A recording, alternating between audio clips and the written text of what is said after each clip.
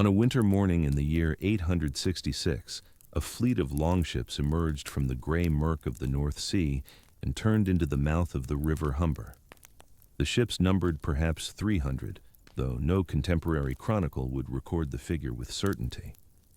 What the chronicles did record, because it was the kind of detail that survived in the memory of terrified monks, was that the fleet stretched so far across the water that the opposite bank could not be seen from either shore. It was, they said, like watching a forest approach across the waves. At the head of this fleet, on a ship whose prow was carved into the shape of a serpent with garnet eyes, a man sat rather than stood. This detail would be remembered too, would become one of the defining images of his legend, because the commanders of Norse war fleets did not sit. They stood at the prow, gripping the gunwale, their cloaks streaming behind them as the salt wind whipped across the deck. But this man sat in a wooden chair that had been lashed to the deck with ropes, his legs covered with furs, his hands resting on the armrests as though he were already enthroned in whatever hall he intended to take before nightfall. His eyes, according to the sagas that would be written about him centuries later, were pale blue, nearly colorless, and they did not blink as the brown coastline of England resolved itself from the mist. His name was Ivar. The Northmen called him Ivar the Boneless, Ivar the Boneless, and what he was about to do to the island kingdom spreading out before him would reshape the political geography of Britain for the next 1,000 years. This is not, or not only, a story of conquest. It is a story about vengeance, about a son who crossed the sea to destroy a kingdom, because that kingdom had killed his father. It is a story about disability, about a man whose body did not work the way other bodies worked, and who turned that difference into a kind of tactical genius that his contemporaries could not understand, and that historians still argue about today. It is a story about the collision between two worlds, the pagan North, where a man's worth was measured in the ships he commanded and the gold he took, and the Christian kingdoms of Anglo-Saxon England, where kings ruled by the grace of God in warfare was supposed to have rules. But most of all, it is a story about what happens when someone with nothing left to lose meets someone who has everything to protect. The answer, as the monks of Northumbria were about to discover, is usually fire. To understand what Ivar was doing on that ship and why he was doing it, we need to go back 18 months to a pit filled with snakes in the court of a king who had just made the worst mistake of his life. The sources for the life of Ivar the Boneless are, to put it charitably, a mess. We have the Anglo-Saxon Chronicle, which was composed by English monks and which treats the Norse invaders with the kind of descriptive objectivity you might expect from people whose monasteries were being systematically burned. The Chronicle calls the invaders the Great Heathen Army, a term that tells us more about Anglo-Saxon horror than about Norse self-conception. It gives us dates, place names, the names of some commanders. It does not give us anything resembling the inner life of the men it describes. We have the Irish Annals, the Annals of Ulster, the Annals of the Four Masters, which record Norse activity in Ireland and which may or may not refer to the same Ivar who appears in the English sources. The identification is probable but not certain. The Annals call him Imar, King of the Northmen, and they record his activities with a precision that suggests the Irish chroniclers had learned, through painful experience, to pay close attention to Norse movements. We have Asser's Life of King Alfred's Life of King, written in the late 9th century, which mentions the great army and its campaigns, but which is more interested in Alfred's resistance than in his enemies' motivations. And we have the sagas, the saga of Ragnar Lothbrok, the tale of Ragnar's sons. These were written in Iceland in the 13th century, 300 years after the events they describe, and they are not historical documents in any modern sense. They are literature, sophisticated, self-conscious, and deeply unreliable when it comes to factual detail. They tell us that Ivar was the son of the legendary Ragnar Lothbrok, that Ragnar was captured by King Ella of Northumbria and thrown into a pit of serpents, and that Ivar and his brothers assembled the great army specifically to avenge their father's death. Modern historians have argued about every element of this story. Some believe Ragnar was a real person, possibly a composite of several historical figures who raided in Francia and England in the mid-9th century. Others believe he was purely legendary, a name attached to any sufficiently dramatic Viking exploit. Some believe the snake pit execution was a genuine historical event. Others believe it was a literary motif borrowed from earlier Germanic heroic poetry. What we can say with confidence is this. In the year 865, a Norse army of unprecedented size arrived in England. Its commanders included men who called themselves the sons of Ragnar, not just Ivar, but also Halfdan, Ubba, and possibly others. They did not raid in the traditional Norse fashion, striking quickly and withdrawing before local forces could mobilize. They came to stay. They brought horses. They established fortified camps. They spent winters on English soil, and they systematically dismantled 4 of the 6 Anglo-Saxon kingdoms over the next 15 years. Whether or not Ragnar Lothbrok was a real person and whether or not he died in the snake pit, his sons believed he was real and acted accordingly. The revenge motive may or may not explain their actions, but it is the explanation they themselves appear to have given.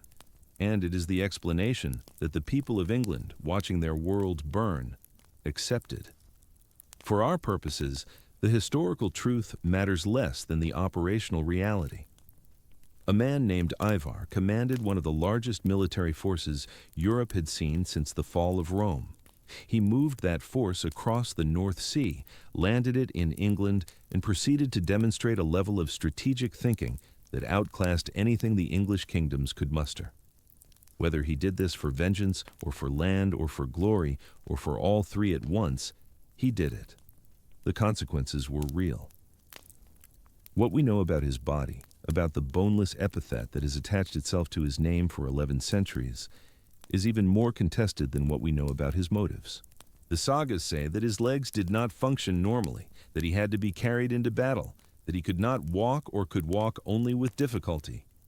Modern speculation has suggested various conditions. Osteogenesis imperfecta, a genetic disorder that causes brittle bones, some form of muscular dystrophy, an exceptionally flexible double-jointedness that made his contemporaries think his limbs lacked rigidity, or a sexual impotence that was later misremembered as physical disability, boneless as a euphemism rather than a description. None of this can be confirmed. What can be confirmed is that the sagas, which were written by people who admired military prowess above almost all other virtues, nevertheless remembered Ivar as one of the most dangerous commanders of his age. Whatever was different about his body, it did not prevent him from leading armies. It may, in fact, have made him better at leading armies. A man who cannot fight in the front line has time to watch the battle unfold, to observe patterns that escape warriors lost in the chaos of hand-to-hand combat, to think. The sources agree on one thing. Ivar was clever. They call him the wisest of Ragnar's sons, the one who planned while his brothers fought, the one who saw 3 moves ahead. And when we examine what the great army actually did, the sequence of its campaigns, the timing of its strikes, the precision with which it exploited political divisions among the English kingdoms, we see evidence of a strategic mind that was operating at a level the Anglo-Saxon kings simply could not match.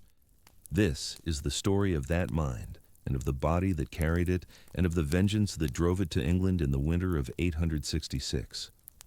The North Sea in autumn is not a body of water that invites crossing.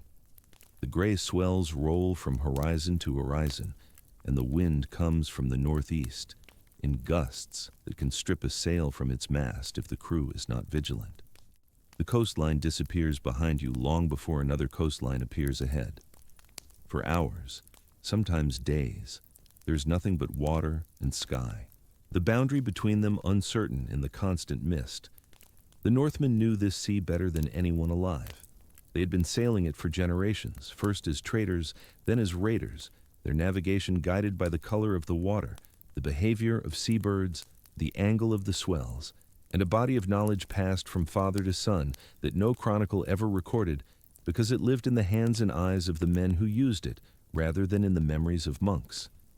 Their ships were masterpieces of engineering, clinker-built, with overlapping planks that flexed with the waves rather than fighting them, shallow drafts that allowed them to navigate rivers and beaches where deeper-hulled vessels would run aground, and a design philosophy that prioritized speed and maneuverability over cargo capacity. A standard longship of the period could carry perhaps 40 men and their equipment. The great army that assembled in Denmark in the year 865 consisted of an estimated 3,000 to 5,000 warriors. The range reflects our uncertainty rather than the army's variability, which means the fleet that transported them to England numbered somewhere between 75 and 150 vessels.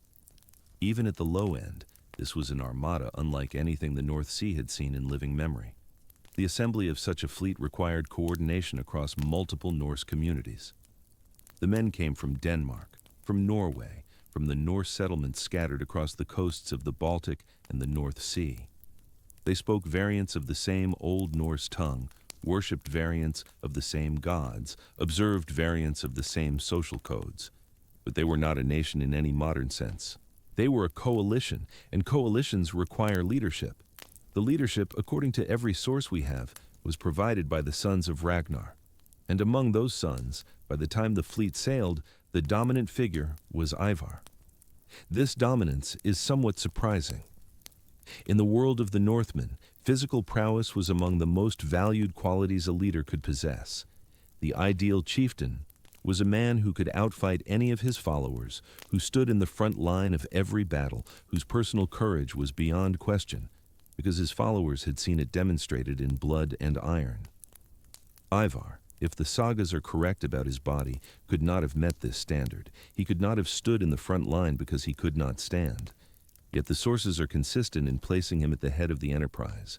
His brothers deferred to him in council. The army moved according to his plans. The strategic vision that guided the great army from its landing in East Anglia, through its conquest of Northumbria, through its defeat of Mercia, through its near destruction of Wessex, that vision appears to have been his. The simplest explanation for Ivar's dominance is that he was better at war than his brothers were. Not better at fighting, better at war. The distinction matters. Fighting is what happens when two men face each other with weapons. War is what happens when two peoples face each other with armies. The skills are related but not identical. A man can be a superb fighter and a mediocre commander. The history of warfare is littered with examples.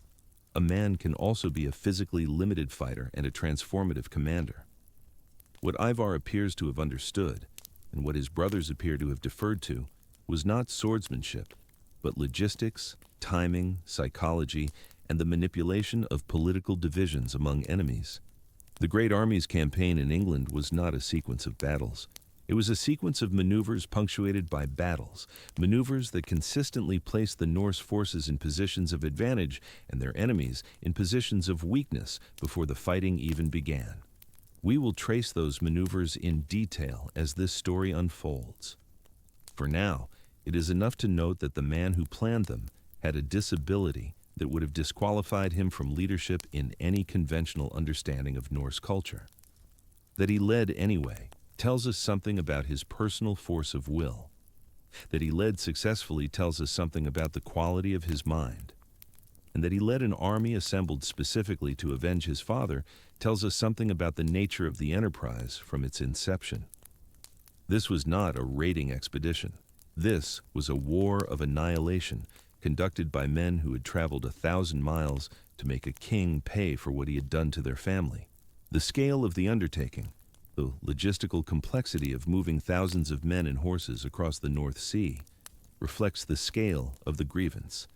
You do not assemble the largest Norse army in history for plunder alone. You assemble it when you intend to change the world. The Kingdom of Northumbria, in the year 866, was one of the most significant political entities in the British Isles. It stretched from the River Humber in the south to the Firth of Forth in the north, encompassing what is now northern England and southeastern Scotland. Its capital was York, Eoforwich, in the Old English of the period, a city that had been founded by the Romans 600 years earlier, and that remained one of the largest urban centers in Britain. York sat at the confluence of the rivers Ouse and Foss, a position that made it a natural trading hub, but also, crucially, made it accessible from the sea. A fleet sailing up the Humber could reach the Ouse and follow that river almost to the city walls. The Norse had known this for generations. Norse traders had been coming to York since the early 9th century. Norse raiders had struck at the Northumbrian coast repeatedly. The route was well established, the navigation straightforward. But Northumbria's vulnerability in 866 was political as much as geographical. The kingdom was in the midst of a civil war. A man named Osbert had been king until 863, when he was deposed by a rival named Ella. The sources are unclear on the details of this transition, whether it was a coup, an election by the nobility, or something in between. But they are clear that Osbert survived the deposal and retained the loyalty of a significant faction among the Northumbrian elite. By 866, the kingdom was effectively divided between two rival courts, each claiming legitimacy, each controlling portions of the kingdom's military resources. Civil war creates opportunities for outsiders. The factions are focused on each other rather than on external threats. The military forces are fragmented and exhausted. The intelligence networks that should warn of approaching danger are compromised by divided loyalties. A kingdom at war with itself is a kingdom half conquered before the enemy arrives. Whether Ivar knew about the Northumbrian Civil War before he set sail is impossible to determine. The Norse had extensive trading contacts throughout the British Isles, and information flowed along the same routes as goods. It would not have been difficult for a well-connected commander to learn that one of England's major kingdoms was paralyzed by internal conflict. But even if Ivar did not specifically target Northumbria because of its political weakness, he would have recognized the opportunity once he arrived. The absence of a coordinated response to his landing would have told him everything he needed to know. The army did not, however, land in Northumbria immediately. This is one of the details that suggests careful planning rather than opportunistic raiding. The fleet came ashore in East Anglia, a kingdom on the opposite side of England from the army's eventual target. The Anglo-Saxon Chronicle records that the Norse took winter quarters in East Anglia and that the East Angles made peace with the army, a phrase that almost certainly means the East Anglians paid tribute in exchange for being left alone. This decision to winter in East Anglia before striking Northumbria reveals the sophistication of Ivar's approach. An army that sails directly into hostile territory is an army that must fight immediately, before it has rested from the voyage, before its horses are recovered from the sea crossing, before its intelligence about local conditions is complete. An army that pauses in a neutral or cowed territory is an army that can choose its moment. The Great Army spent the winter of 865 to 866 in East Anglia, feeding itself on East Anglian grain, mounting itself on East Anglian horses, and presumably gathering detailed information about the political situation in the kingdoms that lay ahead. The horses are worth lingering on. Traditional Norse raiding parties did not bring horses. They struck by ship, looted what they could carry, and withdrew before mounted local forces could respond. But the Great Army was not a raiding party. It was an invasion force. And invasion forces need mobility. The sources specifically note that the army got horses in East Anglia, whether by purchase, by tribute, or by simple seizure, and that it subsequently moved overland with a speed that the English found alarming. A mounted army can cover 30 miles a day on good roads. An army on foot covers perhaps 15. The difference is strategic. It means an invader can appear at a city's gates before the city knows the invader is coming. The mounted warriors of the Great Army, traveling along the old Roman roads that still crisscrossed England, could reach York in a matter of weeks from their East Anglian camp. They could outpace any messenger the Northumbrians might send. They could arrive before a defense could be organized. And that is exactly what they did. The city of York, in the autumn of 866, was not a capital on a war footing. Its walls, remnants of the Roman fortifications expanded and reinforced over centuries of Anglian rule, were substantial but not maintained with the vigilance that an imminent threat would have demanded. Its garrison was divided in its loyalties, some men attached to the exiled Osbert, others to the reigning Ella, and none of them focused on the possibility that their civil conflict might be about to become irrelevant. The approach of the Great Army was almost certainly known before the army arrived. You cannot move several thousand mounted men across the landscape of early medieval England without being observed by someone. But the warning, if it reached the city, did not translate into effective preparation. The Northumbrians were caught between two nightmares, the civil war they were already fighting and the invasion that had just begun. They could not address both simultaneously. The Chronicle tells us that the army rode into Northumbria and took York. The verb suggests speed, decisiveness, the kind of assault that overwhelms defenders before they can establish a coherent response. The city fell, if not in a single day, then quickly enough that the Chronicle does not record a siege. This was a psychological shock as much as a military one. York was one of the great cities of the north. It had stood for 800 years. It had weathered the collapse of Roman Britain and the centuries of warfare that followed. It had been a center of learning and commerce and political power for as long as the Anglo-Saxons had existed in Britain. And now it belonged to pagans who had arrived without warning and who showed no sign of leaving. The sources diverge on what happened next. The Chronicle says that the Northumbrians, meaning the forces of both Osbert and Ella, who appear to have temporarily suspended their civil war in the face of the larger threat, gathered a great army and attempted to retake the city. This counterattack came on March 21, 867, the day before Palm Sunday, a detail the Christian chroniclers would have found significant. Holy Week was about to begin, and the faithful were preparing to commemorate the Passion. Instead, they would witness a passion of their own. The battle was fought at the walls of York. The Anglo-Saxons appear to have forced their way into the city. The Chronicle says there was great slaughter on both sides, but the Norse counterattack drove them back. Both Osbert and Ella died in the fighting, along with what the Chronicle calls countless Northumbrian warriors. The kingdom's military capacity was broken in a single afternoon. But it is the manner of Ella's death, according to the sagas, that illuminates the nature of the enterprise. The saga tradition records that Ella was captured alive in the battle or in its immediate aftermath.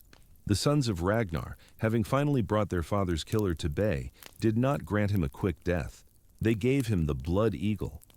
The blood eagle is perhaps the most infamous of all Norse execution methods, so infamous that modern historians have argued about whether it was ever actually performed or whether it was purely a literary invention designed to horrify Christian audiences. The sagas describe a ritual in which the victim's ribs were severed from the spine and pulled outward to form a shape resembling wings, while the lungs were extracted and draped over the protruding bones. The victim was, presumably, alive when this began. Whether he remained alive throughout the procedure would have depended on the skill of the practitioners. The evidence for the blood eagle's historicity is inconclusive. The earliest source that describes it in detail is Adam of Bremen, writing in the 11th century, roughly 100 years after the latest plausible date for its practice and 200 years after the death of Ella. The saga descriptions are later still. Skeptics have argued that the blood eagle is a misreading of poetic language, the descriptions of victims being given to the eagle, that is, left unburied for carrion birds to consume, were literalized by later writers into an anatomical horror show. Defenders of historicity point to the consistency of the descriptions across multiple sources and to the saga tradition's willingness to describe other, less dramatic forms of execution when they occurred. For our purposes, the question of whether the blood eagle was performed on Ella is less important than the fact that later generations believed it had been. The story entered the tradition. It shaped how people understood the fall of Northumbria. It told them that this invasion was personal, that the sons of Ragnar had not merely conquered a kingdom, but had exacted a specific, terrible revenge for a specific wrong. The blood eagle, real or invented, gave the campaign a narrative that transcended ordinary warfare. This was not about land or gold. This was about a father in a snake pit and the sons who would not let his death go unanswered. Ella, the man who had thrown Ragnar Lothbrok to the serpents, had learned what the sons of Ragnar did to their enemies. The fall of Northumbria transformed the political landscape of Britain. The Norse did not simply sack the kingdom and move on. They installed a puppet king, a Northumbrian noble named Ecgbert, who swore loyalty to Ivar and his brothers and retained effective control over the territory. This was a new development in Norse activity in Britain. Previous raids, however devastating, had been temporary. The raiders came, took what they wanted, and left. But the Great Army was building something. It was establishing a presence that would outlast any single campaign. The decision to install a client king rather than rule directly tells us something about Ivar's strategic thinking. Direct rule would have required the army to garrison Northumbria permanently, dividing its forces and limiting its freedom of action. Client kingship allowed the Norse to extract tribute and obedience from the Northumbrians while keeping the army intact and mobile. Ecgberht would maintain order, collect taxes, and serve Norse interests. The army could move on to its next target. And there were more targets. Northumbria was one of 6 Anglo-Saxon kingdoms, 4 of which, Northumbria, East Anglia, Mercia, and Wessex, were significant powers. The destruction of Northumbria's military capacity removed one of those 4 from the board. 3 remained. The army moved next against Mercia, the great Midland kingdom that had once been the dominant power in Britain.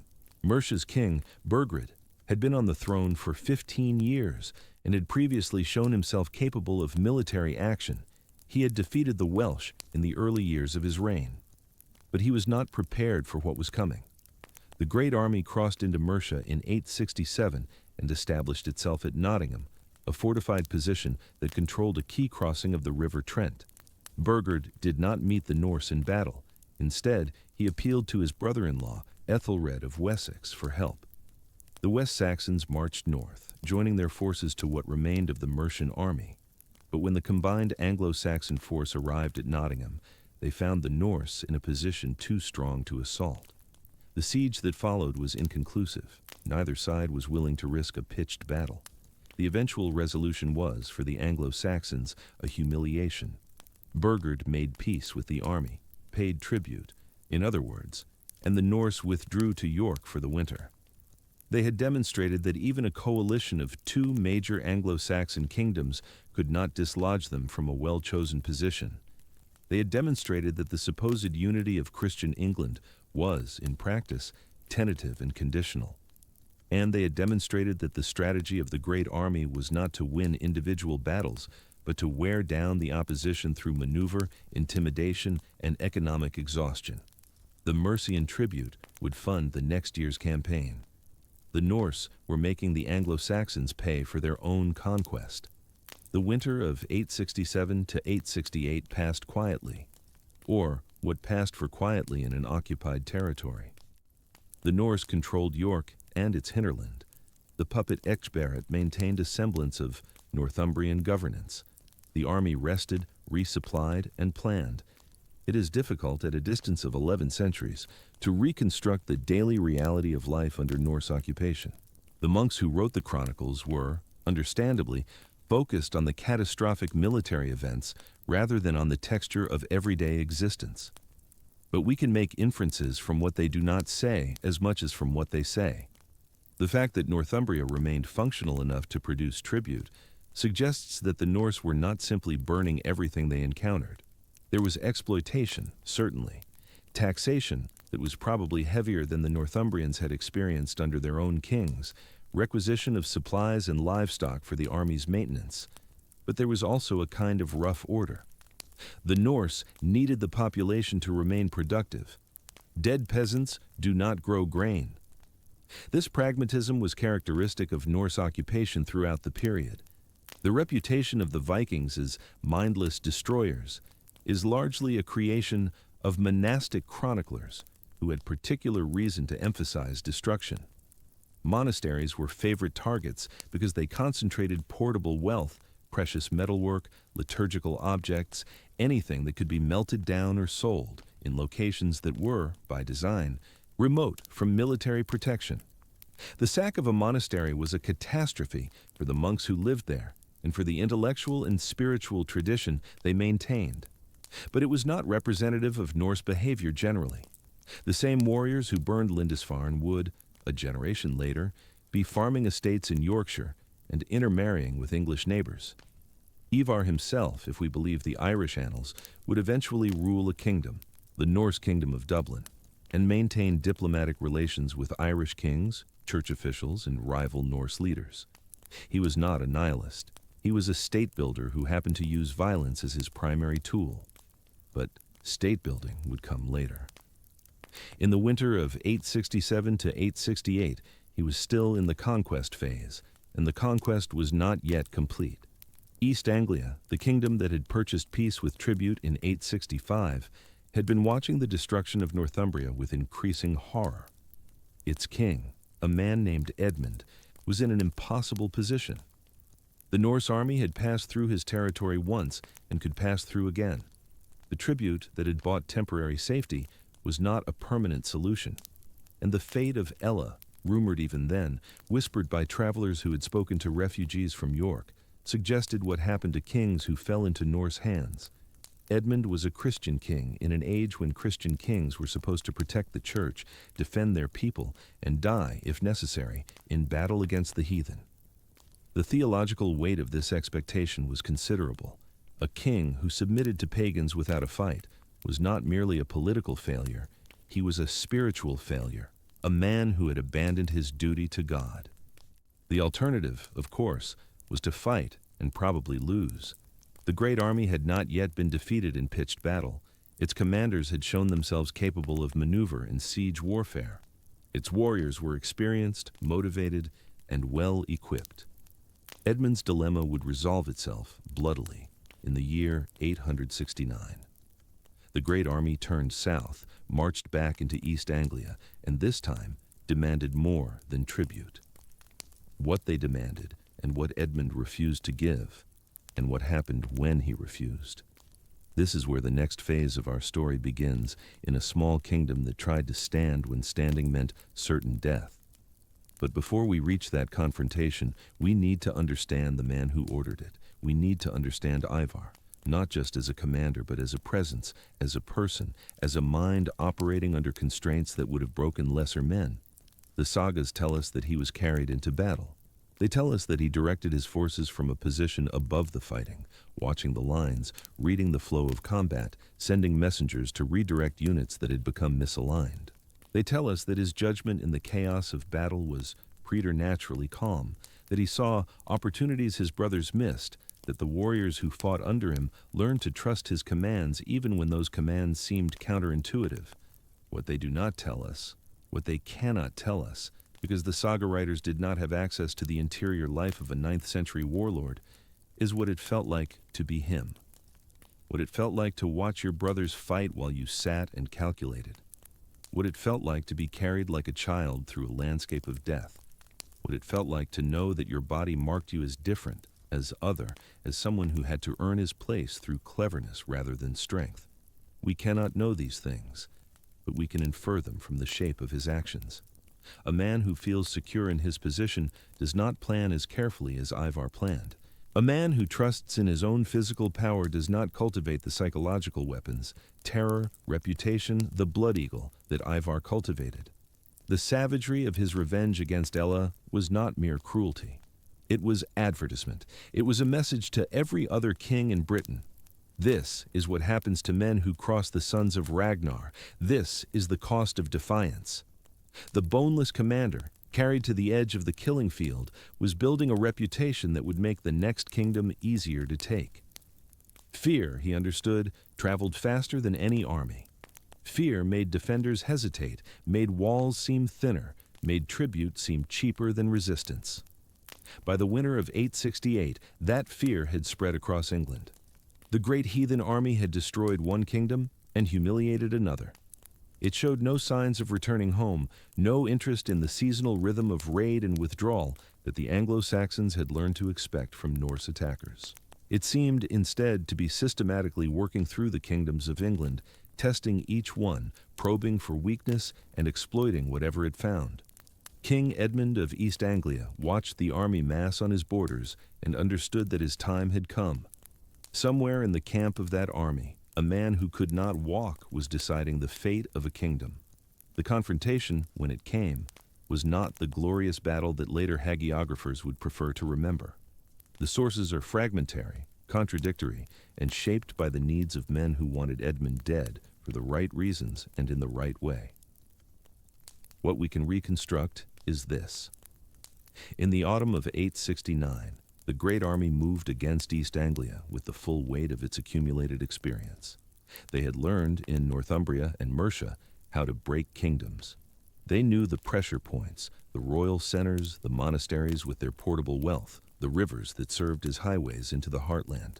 They knew that Anglo-Saxon kings, bound by honor and the expectations of their nobles, could often be forced into unfavorable engagements simply by threatening the right targets. Edmund, by all accounts, chose to fight. The location is disputed. Later tradition places the battle near Hoxton in Suffolk, but this may be an invention designed to give pilgrims a site to visit. What matters is not the geography, but the outcome.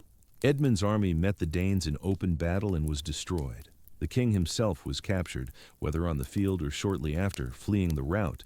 The sources do not agree. What happened next has become one of the most famous martyrdoms in English history, though the details accreted over centuries like barnacles on a hull, making it nearly impossible to separate the historical Edmund from the hagiographical one. The earliest account from the Anglo-Saxon Chronicle is characteristically terse. The Danes killed the king. Later sources, beginning with Abbo of Fleury's Passio Sancti Edmundi, written approximately a century after the events it describes, elaborate considerably. In Abbo's version, Edmund was offered his life in exchange for submission to Ivar, specifically for agreeing to rule as a puppet king under Danish overlordship, renouncing his Christian faith and sharing his royal treasures. Edmund refused all conditions. He would not, he declared, submit to a pagan commander. He would not defile his Christian kingship by subordinating it to heathen rule. He would rather die. And so he died.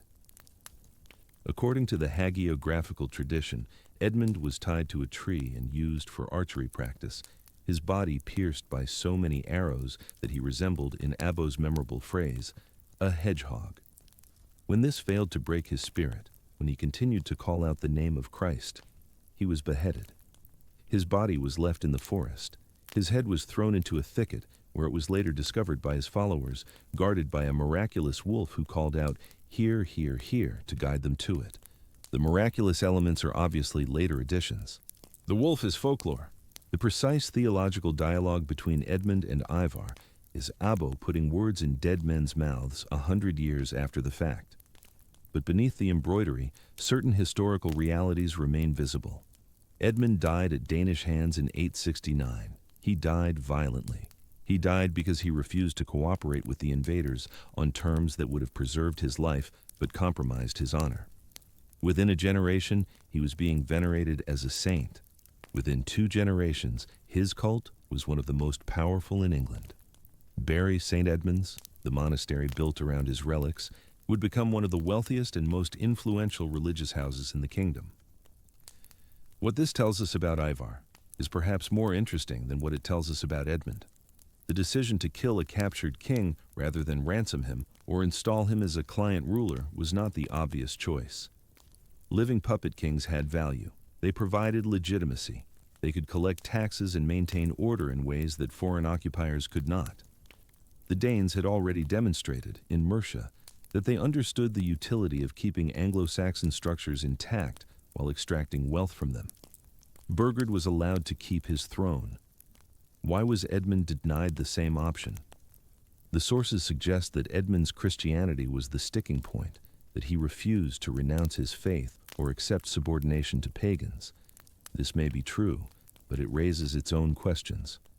The Danes were not, in any systematic way, religious persecutors. They destroyed monasteries because monasteries had silver, not because they had Bibles. They killed monks because monks did not surrender quickly enough, not because monks were Christian. The idea that Ivar would demand formal apostasy from a captured king as a condition of that king's continued rule seems to import a later crusading mentality backward into a period that did not yet think in those terms. More plausible, perhaps, is that Edmund simply refused cooperation on any terms, that he was, in the language of modern insurgency, irreconcilable. Some men cannot be turned. Some men, whether from genuine conviction or simple stubbornness, will not bend even when bending would serve their interests. If Edmund made clear that he would never be a reliable partner, that any arrangement with him would require constant military supervision, that he would rebel the moment the main Danish force moved on to its next target, then Ivar's calculation changes. A dead king who becomes a martyr is a problem. A living king who ties down your forces and inspires resistance is a worse problem. Ivar chose the former. The manner of death, if we credit even the outline of the hagiographical account, was again a message. The archery, the prolonged suffering, the eventual beheading. This was public execution as political theater. It was designed to be remembered. It was designed to be talked about in the halls of every remaining Anglo-Saxon king. Look what we did to the man who refused us. Look what happens to defiance. The fact that this message backfired, that Edmund's death created a martyr whose cult would outlast the Danish conquest by centuries, was not something Ivar could have predicted. Martyrdom is a technology that only works when there is a surviving community to remember and venerate. In 869, Ivar had every reason to believe that there would be no such community. He was winning. The Christian kingdoms of England were falling one by one. Within a few years, there might be no one left to light candles at Edmund's grave. He was wrong about that. But the error was one of scope, not of logic. With Edmund dead and East Anglia leaderless, the great army had achieved something remarkable. In 3 years of campaigning, they had reduced 3 of the 4 major Anglo-Saxon kingdoms to varying degrees of submission. Northumbria had a puppet king. Mercia had paid tribute and accepted Danish forces on its territory. East Anglia had lost its king and had no one of comparable stature to replace him. Only Wessex in the southwest remained unconquered.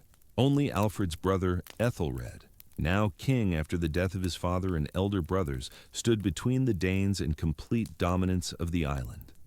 The army did not immediately march on Wessex. This is worth noting because it tells us something about the limits of even the most successful military operations. The great army was tired. It had been campaigning continuously for 3 years across hostile territory without the kind of logistical infrastructure that makes extended operations sustainable. Its horses needed rest, its weapons needed repair. Its warriors, however motivated by glory and plunder, needed time to enjoy what they had taken and prepare for what came next. The army settled into East Anglia for the winter of 869 to 870, absorbing the kingdom, distributing captured lands, and planning the next phase of the conquest. We lose track of Ivar during this period. The sources that focus on the great army's operations in England mention him less frequently after Edmund's death. His brothers, Halfdan, Ubbi, and others, begin to emerge more clearly as commanders of specific operations. This has led some historians to speculate that Ivar died sometime around 870, perhaps from complications of whatever condition limited his mobility, perhaps from a wound sustained in the East Anglian campaign, perhaps from simple illness in an age when even minor infections could kill. Other historians argue that he returned to Ireland, where a warlord named Eamar appears in the Irish annals and is often identified with Ivar. The Irish Eamar died in 873, described by the annalists as King of the Norsemen of all Ireland and Britain, as a title that suggests considerable power and reach. The identification of Ivar with Eamar is not certain. The names are linguistically related. Ivar and Eamar are simply different orthographic conventions for rendering the same Old Norse name, Ivar. The chronology fits reasonably well. A man who led armies into England in 865 could plausibly be the same man who ruled in Dublin in the early 870s. The Irish annals do not mention the boneless epithet, but this could be explained by different traditions of record-keeping or by the epithet being less well known in the Irish context. Against the identification, some scholars point to the difficulty of the same man being simultaneously prominent in both England and Ireland during a period of intense military activity in both theaters. Could one commander really shuttle between the 2 islands, maintaining leadership positions in both? The logistics seem challenging, though not impossible. What we can say with confidence is this: by 870, the command structure of the Great Army was changing. Whether because Ivar died, or because he returned to other ventures, or because the nature of the war had shifted from conquest to occupation, the army that would face Wessex was not led by the man who had planned the original invasion. Halfdan emerges as the most prominent figure in the sources. Other commanders, Guthrum, Oscitel, Anwend, appear with increasing frequency.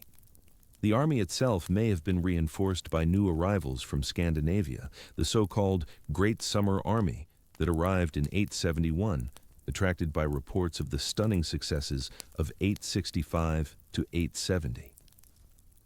This matters because the war that followed, the long struggle between the Danes and Wessex that would define the next decade, had a different character than the conquests of 865 to 869. Northumbria and East Anglia had fallen quickly because their kings made mistakes and their defenses were inadequate. Mercia had bought time through tribute and alliance. Wessex, under Ethelred and then Alfred, would fight differently. It would lose battles and survive them. It would pay tribute and then resume fighting. It would trade space for time, retreating when necessary, counterattacking when possible, refusing to offer the kind of decisive engagement that had destroyed Edmund's army. Wessex was, in military terms, a harder target, and it had harder men defending it. But that is to run ahead of our story. Before Wessex, before Alfred, before the decade of warfare that would nearly extinguish the last English kingdom, we need to reckon with what Ivar had accomplished. In 3 years, he had changed the political map of Britain more dramatically than any single individual since the original Anglo-Saxon invasions. He had demonstrated that the Scandinavian approach to warfare, the combination of mobility, naval power, and willingness to stay through the winter, could overwhelm even prepared defenders. He had established principles of terror and negotiation that subsequent Danish commanders would continue to use. He had, in effect, written the playbook for the conquest of England. The Blood Eagle, the Puppet Kings, the systematic exploitation of English divisions, the willingness to destroy what could not be controlled and to co-opt what could. These were Ivar's contributions to the Danish art of war. When Guthrum marched on Wessex, he was not improvising. He was executing a strategy that had been proven in Northumbria and East Anglia. When Alfred, years later, finally defeated the Danes and forced them to accept partition of England, he was not defeating Ivar personally. Ivar was almost certainly dead by then, but he was defeating the system that Ivar had created. The physical disability that gave Ivar his epithet appears, in retrospect, to have shaped everything about him. It made him think differently about warfare. It made him compensate for physical limitations with psychological weapons. It made him perhaps more ruthless than he might otherwise have been, because ruthlessness was the only currency he could spend without limitation. A man who could not swing a sword could still order executions. A man who could not ride into battle could still design campaigns. A man who could not compete in the physical arena of traditional Norse heroism could create a new arena where his particular skills were supreme. This is speculation, of course. We do not have Ivar's memoirs. We do not have testimony from men who served under him explaining how his disability affected his command style. We are reading backward from effects to causes, constructing a psychology from the shape of outcomes. But the speculation is not unreasonable. The history of military leadership is full of commanders whose physical limitations forced them to develop compensating strengths. Napoleon was famously short. Caesar was an epileptic. Hannibal lost an eye during his Italian campaigns. The body's failures become the mind's opportunities. What made Ivar unusual was the completeness of his physical limitation. He was not slightly impaired. He was, if the sources are even approximately accurate, unable to function as a warrior in any conventional sense. This was not a limitation he could hide or minimize. Everyone who saw him knew that he was different. Every warrior who followed him knew that he could not fight beside them.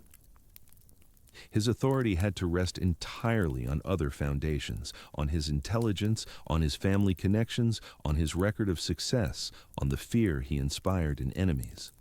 That he maintained command, that warriors followed him willingly, that his brothers apparently deferred to his strategic judgment, suggests that those foundations were solid indeed. The Great Army, by 870, had become something more than a raiding force. It had become an institution, a political entity with its own continuity and logic. Men who had joined for a season of plunder found themselves committed to a multi-year project. Leaders who had begun as raid commanders found themselves governing territories, administering populations, making decisions about taxation and settlement that had nothing to do with traditional Norse warfare. The army was evolving from a military unit into a proto-state, and that evolution continued after Ivar's disappearance from the English sources. In Northumbria, Danish-controlled areas began to develop distinctive administrative structures. The word riding, used for Yorkshire's subdivisions, comes from the Old Norse thridjungur, meaning third part, evidence of Scandinavian influence on local governance that persisted for centuries. The Danelaw, the region of northern and eastern England where Danish law and custom prevailed, emerged from this period, though it would not receive that name until later. The place names of the region, the bys and thorps that dot the map of Yorkshire and Lincolnshire and the East Midlands, record the settlement of Danish farmers on English soil, the transformation of conquest into colonization. This was Ivar's legacy, even if he did not live to see it. He had brought the army to England. He had proven that conquest was possible. He had created the conditions under which Scandinavian settlement could occur. The thousands of Danish farmers who would eventually work English fields, who would intermarry with English families, who would contribute their words and customs to the evolving culture of medieval England. They were all, in some sense, his heirs. He had opened the door. They walked through it. The transition from conquest to settlement was not unique to England. It was a pattern repeated across the Viking world, in Normandy, in Iceland, in the Rus principalities of Eastern Europe. The raiders became rulers. The warriors became farmers.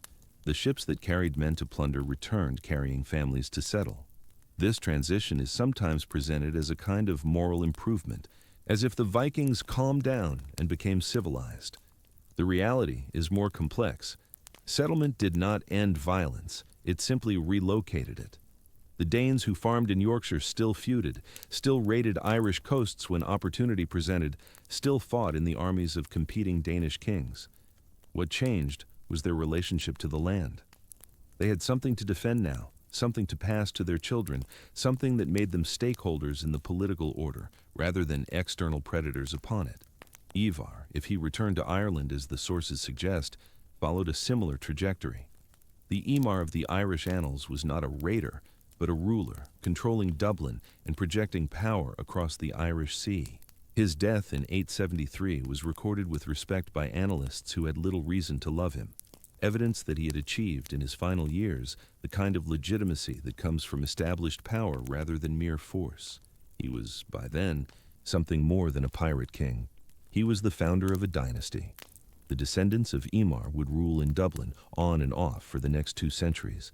They would intermarry with Irish royalty, fight in Irish conflicts, and become, in many ways, Irish themselves, Norse-Irish or Hiberno-Norse, a hybrid identity that combined Scandinavian heritage with Irish culture. The same process occurred in England, where the descendants of the great army's warriors eventually became indistinguishable from the population they had conquered. By the 11th century, when Danish kings again ruled England, they ruled over a kingdom that had absorbed so much Scandinavian influence that the line between English and Danish was nearly meaningless. But that absorption, that blending, that gradual transformation of conquerors into neighbors, all of that lay in the future. In 870, with Ivar's death or departure, the great army faced new challenges and new commanders. The easy conquests were over. Wessex would not fall as Northumbria had fallen. Alfred would not make the mistakes that Ella and Edmund had made. The second phase of the Danish invasion was about to begin, and it would be harder, longer, and ultimately less successful than the first. What remained, after Ivar vanished from the sources, was the fear he had created. That fear outlived him by generations. When later English kings fortified their borders, when they built the network of boors that would eventually stop Danish advances, they were building against the memory of what the sons of Ragnar had done. When the church recorded the martyrdom of Edmund and the destruction of monasteries across the Midlands, it was recording trauma that would shape English Christianity for centuries. When Scandinavian warriors adopted the raven banner, that tradition associated with the sons of Ragnar, they were invoking a legacy of terror that had proven again and again to open gates and bend knees. Fear, Ivar had understood, traveled faster than any army. He had made himself fearsome not through personal combat, but through calculated atrocity. He had built a reputation that served as advance guard for every campaign. He had demonstrated that a man who could not fight could still conquer. The boneless commander, carried to the edge of killing fields he could never enter, had conquered half of England. The method was calculation, the instrument was terror, the legacy was everything that followed. The question of what Ivar actually looked like, how he actually moved through the world, how his body actually functioned, these questions haunt the edges of every source that mentions him. The epithet itself, that strange word, boneless, has generated more speculation than perhaps any other detail in the Viking Age. Scholars have debated it for centuries. Was it literal, metaphorical, a mistranslation, a nickname that meant something entirely different in 9th century Norse than it appears to mean in modern English? The Old Norse term is in beinlausi, and its meaning seems straightforward. Bein means bone. Laus means without, lacking, loose, boneless. But Old Norse, like any language, contained depths that simple translation cannot capture.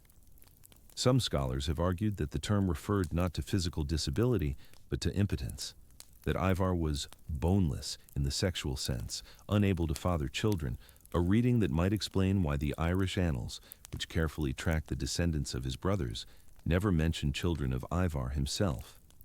Others have suggested the opposite, that boneless was ironic, a nickname given to a man of exceptional flexibility, perhaps a warrior who moved with serpentine fluidity in combat. There is a story, late and suspect, that Ivar was so flexible he could be bent into unnatural positions, that his body moved in ways normal human anatomy did not permit.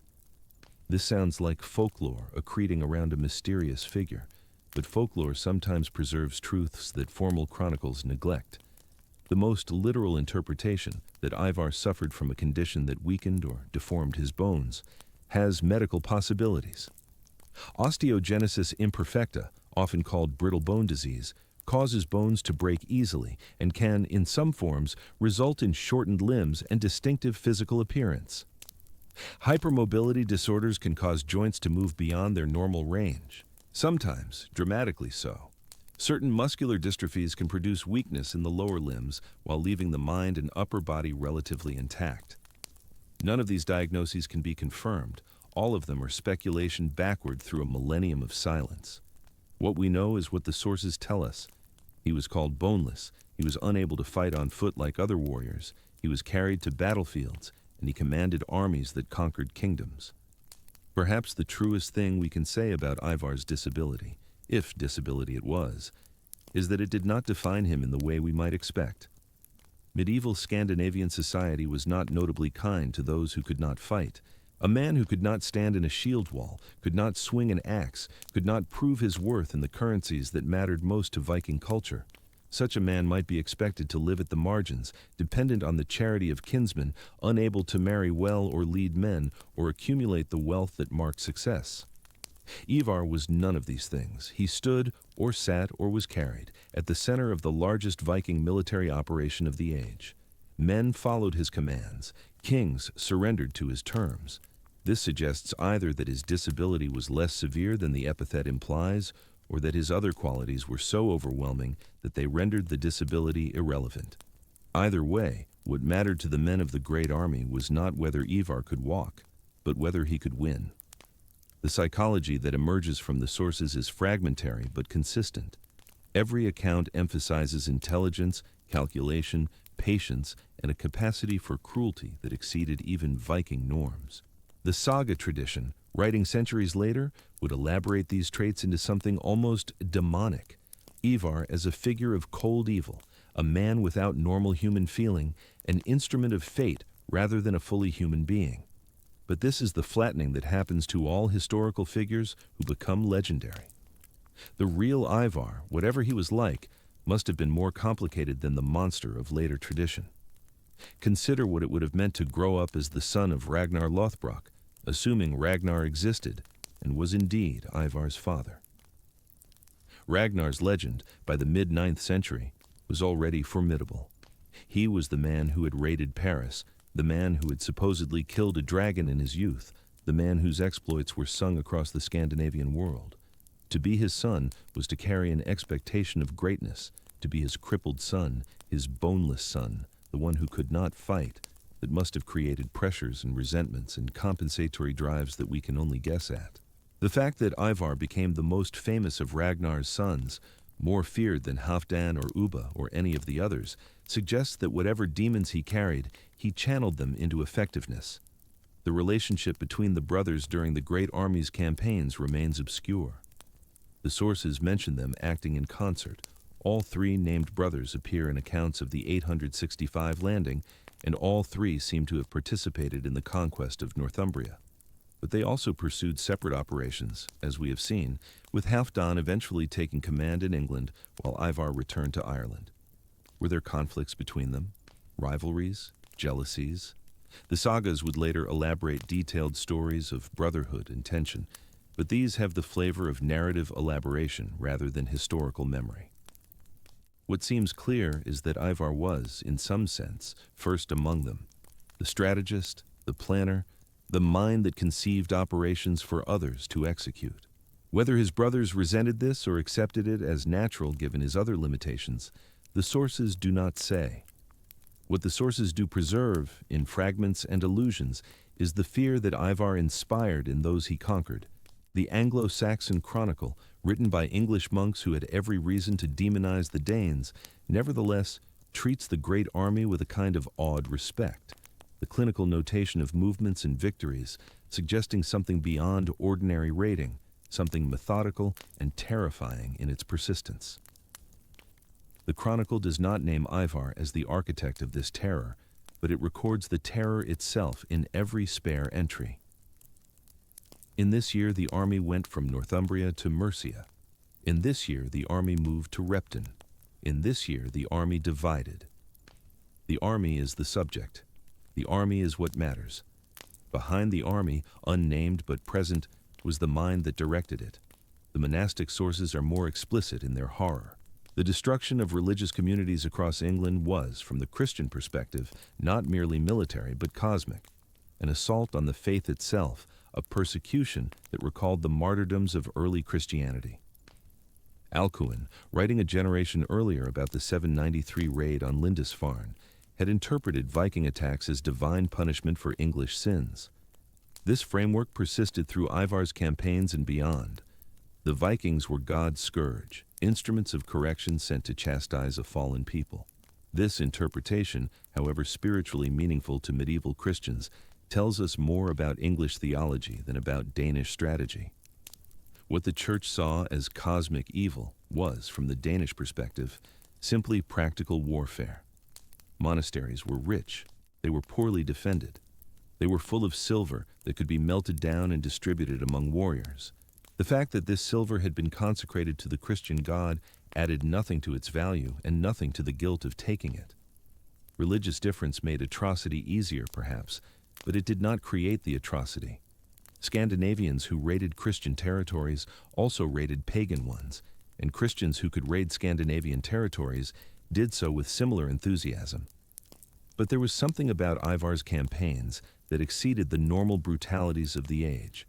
The Blood Eagle, if it happened, was not standard procedure. It was exceptional, a demonstration intended to be remembered, intended to be spread, intended to create the psychological conditions for future conquest. Edmund's martyrdom, whatever its actual details, was remembered precisely because it was excessive, because it went beyond what even enemies expected from enemies. Ivar seems to have understood that reputation was a weapon, and he built his reputation from materials that would last: the bodies of kings, the ruins of holy places, the stories told by traumatized survivors who fled west carrying their terror with them. This brings us to a question that historians rarely ask directly, but that underlies every assessment of Ivar's campaigns. Was he evil? Not evil in the metaphorical sense, not evil in the sense of being effective at violence, but evil in the moral sense. A man who took pleasure in suffering, who chose cruelty when mercy was possible, who violated norms that even his own culture held sacred. The question is unanswerable in any historical sense. We cannot access Ivar's inner life. We cannot know whether he felt remorse, whether he justified his actions to himself, whether he lay awake at night haunted by the faces of the dead, or slept soundly on pillows of Danish gold. What we can say is that his behavior, as recorded, exceeded what his context required. Other Viking armies conquered without blood eagles. Other Danish commanders negotiated surrenders without torturing captives. The fact that Ivar chose the methods he chose, or at least allowed those methods to be associated with his name, suggests something beyond mere pragmatism. It suggests either a personality that genuinely enjoyed the infliction of suffering, or a calculation so cold that suffering and mercy were equally meaningless to him, mere tools to be deployed as circumstances required. Medieval Scandinavian culture had a concept for this kind of coldness. The man who could act without passion, who could decide and execute without emotional interference, was admired for his control, even when his actions were morally questionable. The sagas are full of such figures, men who kill without anger, who avenge without haste, who maintain perfect equanimity while performing acts of extraordinary violence. Ivar, in the saga tradition, fits this type perfectly. He is clever, he is patient, he is utterly without mercy. He is also, crucially, effective, and in the saga world, effectiveness covers many sins. The question that the sagas never quite ask is whether such cold effectiveness is admirable or terrifying, whether the man who can order a blood eagle with the same emotional tone he uses to order dinner is a hero or a monster. The answer, perhaps, is that he is both, that the same qualities that make him fearsome make him great, that there is no separating the genius from the horror.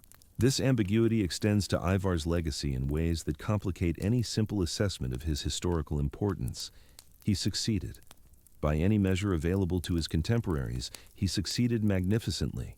He avenged his father, he conquered kingdoms, he established his family's power across 2 kingdoms that would persist for centuries. He demonstrated that Danish armies could not merely raid but rule, that the political map of the British Isles was not fixed but fluid, that power belonged to those who could take it and hold it. These are significant achievements.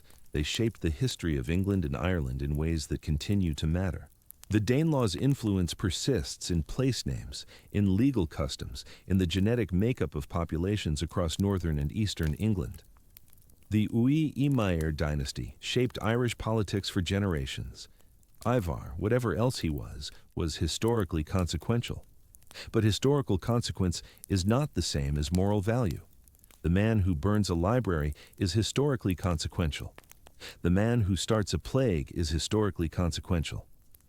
Ivar's consequence was written in blood and fire and the destroyed futures of thousands of people whose names we will never know. The monks who died defending treasures they thought sacred, the farmers whose crops were seized and whose families were enslaved, the kings who surrendered or died, the children who grew up in a world shaped by conquest and learning to call conquest normal. To celebrate Ivar for his effectiveness is to adopt a moral framework in which success is its own justification, in which the only question that matters is whether you win. This framework has its adherents in every age. It is not obviously wrong, but it is not obviously right either, and the historian who adopts it too uncritically becomes complicit in the values it represents. The sources, interestingly, do not resolve this tension. The Anglo-Saxon Chronicle condemns the Danes by implication. The endless recording of destruction, the matter-of-fact notation of Christian suffering, makes clear where the chronicler's sympathies lay. But the Chronicle also treats the Great Army with a kind of respect, acknowledging its military achievements, noting its movements with the same attention that would be given to any political force that mattered. The saga tradition, written by Scandinavians for Scandinavians, celebrates Ivar's cunning while also acknowledging his cruelty. But cruelty in the saga world is not automatically disqualifying. The Irish annals, perhaps most revealingly, simply record what happened. Eamar died in 873, king of the Northmen of all Ireland and Britain. Not a good king or a bad king, just a king. The judgment is left to readers then and now. What the sources agree on across linguistic and cultural boundaries is that Ivar mattered, This is the residue that survives after all the legendary elaboration is stripped away. A man named Ivar, or Imar, or some variant thereof, led armies in the mid-9th century. Those armies conquered Northumbria and East Anglia. Those conquests changed the political landscape of Britain. That man was associated with extreme violence, with cunning, with a physical condition that set him apart from other warriors. He was called Boneless. He was called the son of Ragnar. He was called a king. The physical facts of his life remain almost entirely unknown. Where he was born, what he looked like, how he moved, whether he could stand or walk or had to be carried everywhere, whether he married, whether he had children, whether he believed in the gods of his ancestors or was indifferent to religion as he seems to have been indifferent to so much else. These questions have no answers. The sources that might have answered them, if any such sources ever existed, are long since lost. What survives is outline and implication, the shape of a man discerned through the actions attributed to him and the fear that those actions created. This is the condition of early medieval history. We know enough to be tantalized, not enough to be certain. We can reconstruct the great army's movements with reasonable confidence. We can date battles and name kings. We can trace the political aftermath of conquest through centuries of subsequent history. But the inner lives of the people who made that history, their motivations, their fears, their justifications, their regrets, these are forever inaccessible. We study shadows on the wall of a cave and try to infer the shapes that cast them. For Ivar, the shadows are particularly stark. The reputation outlived the man so completely that we cannot be certain where the man ended and the legend began.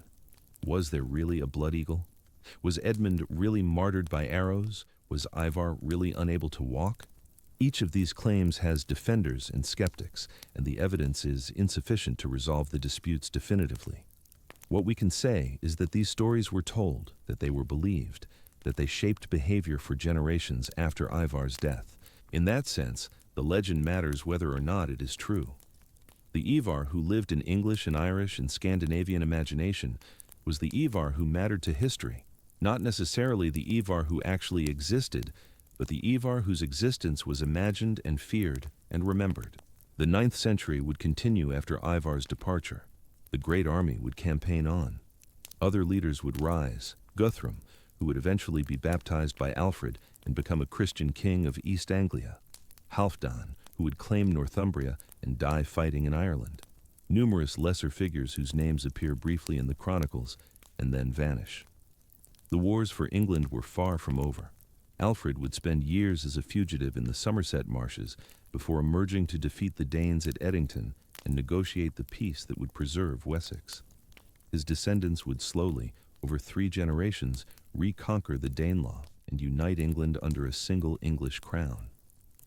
The Viking Age would continue for another 2 centuries, bringing new waves of raiders and new Danish kings, Swine Forkbeard, Nut the Great, men who would complete what Ivar had begun and rule England outright. But Ivar himself, after 870, vanishes from the English sources entirely. The man who had conquered half of England simply stops appearing in the records of that conquest. He is replaced by others, his brothers, his lieutenants, the next generation of Danish commanders. The chronicle continues its annual entries, recording the movements of armies and the deaths of kings, but Ivar's name no longer appears. It is as if he walked off the stage of English history and into the mists that surround all figures who move between documentary traditions. The Irish sources provide a different ending, or perhaps a continuation.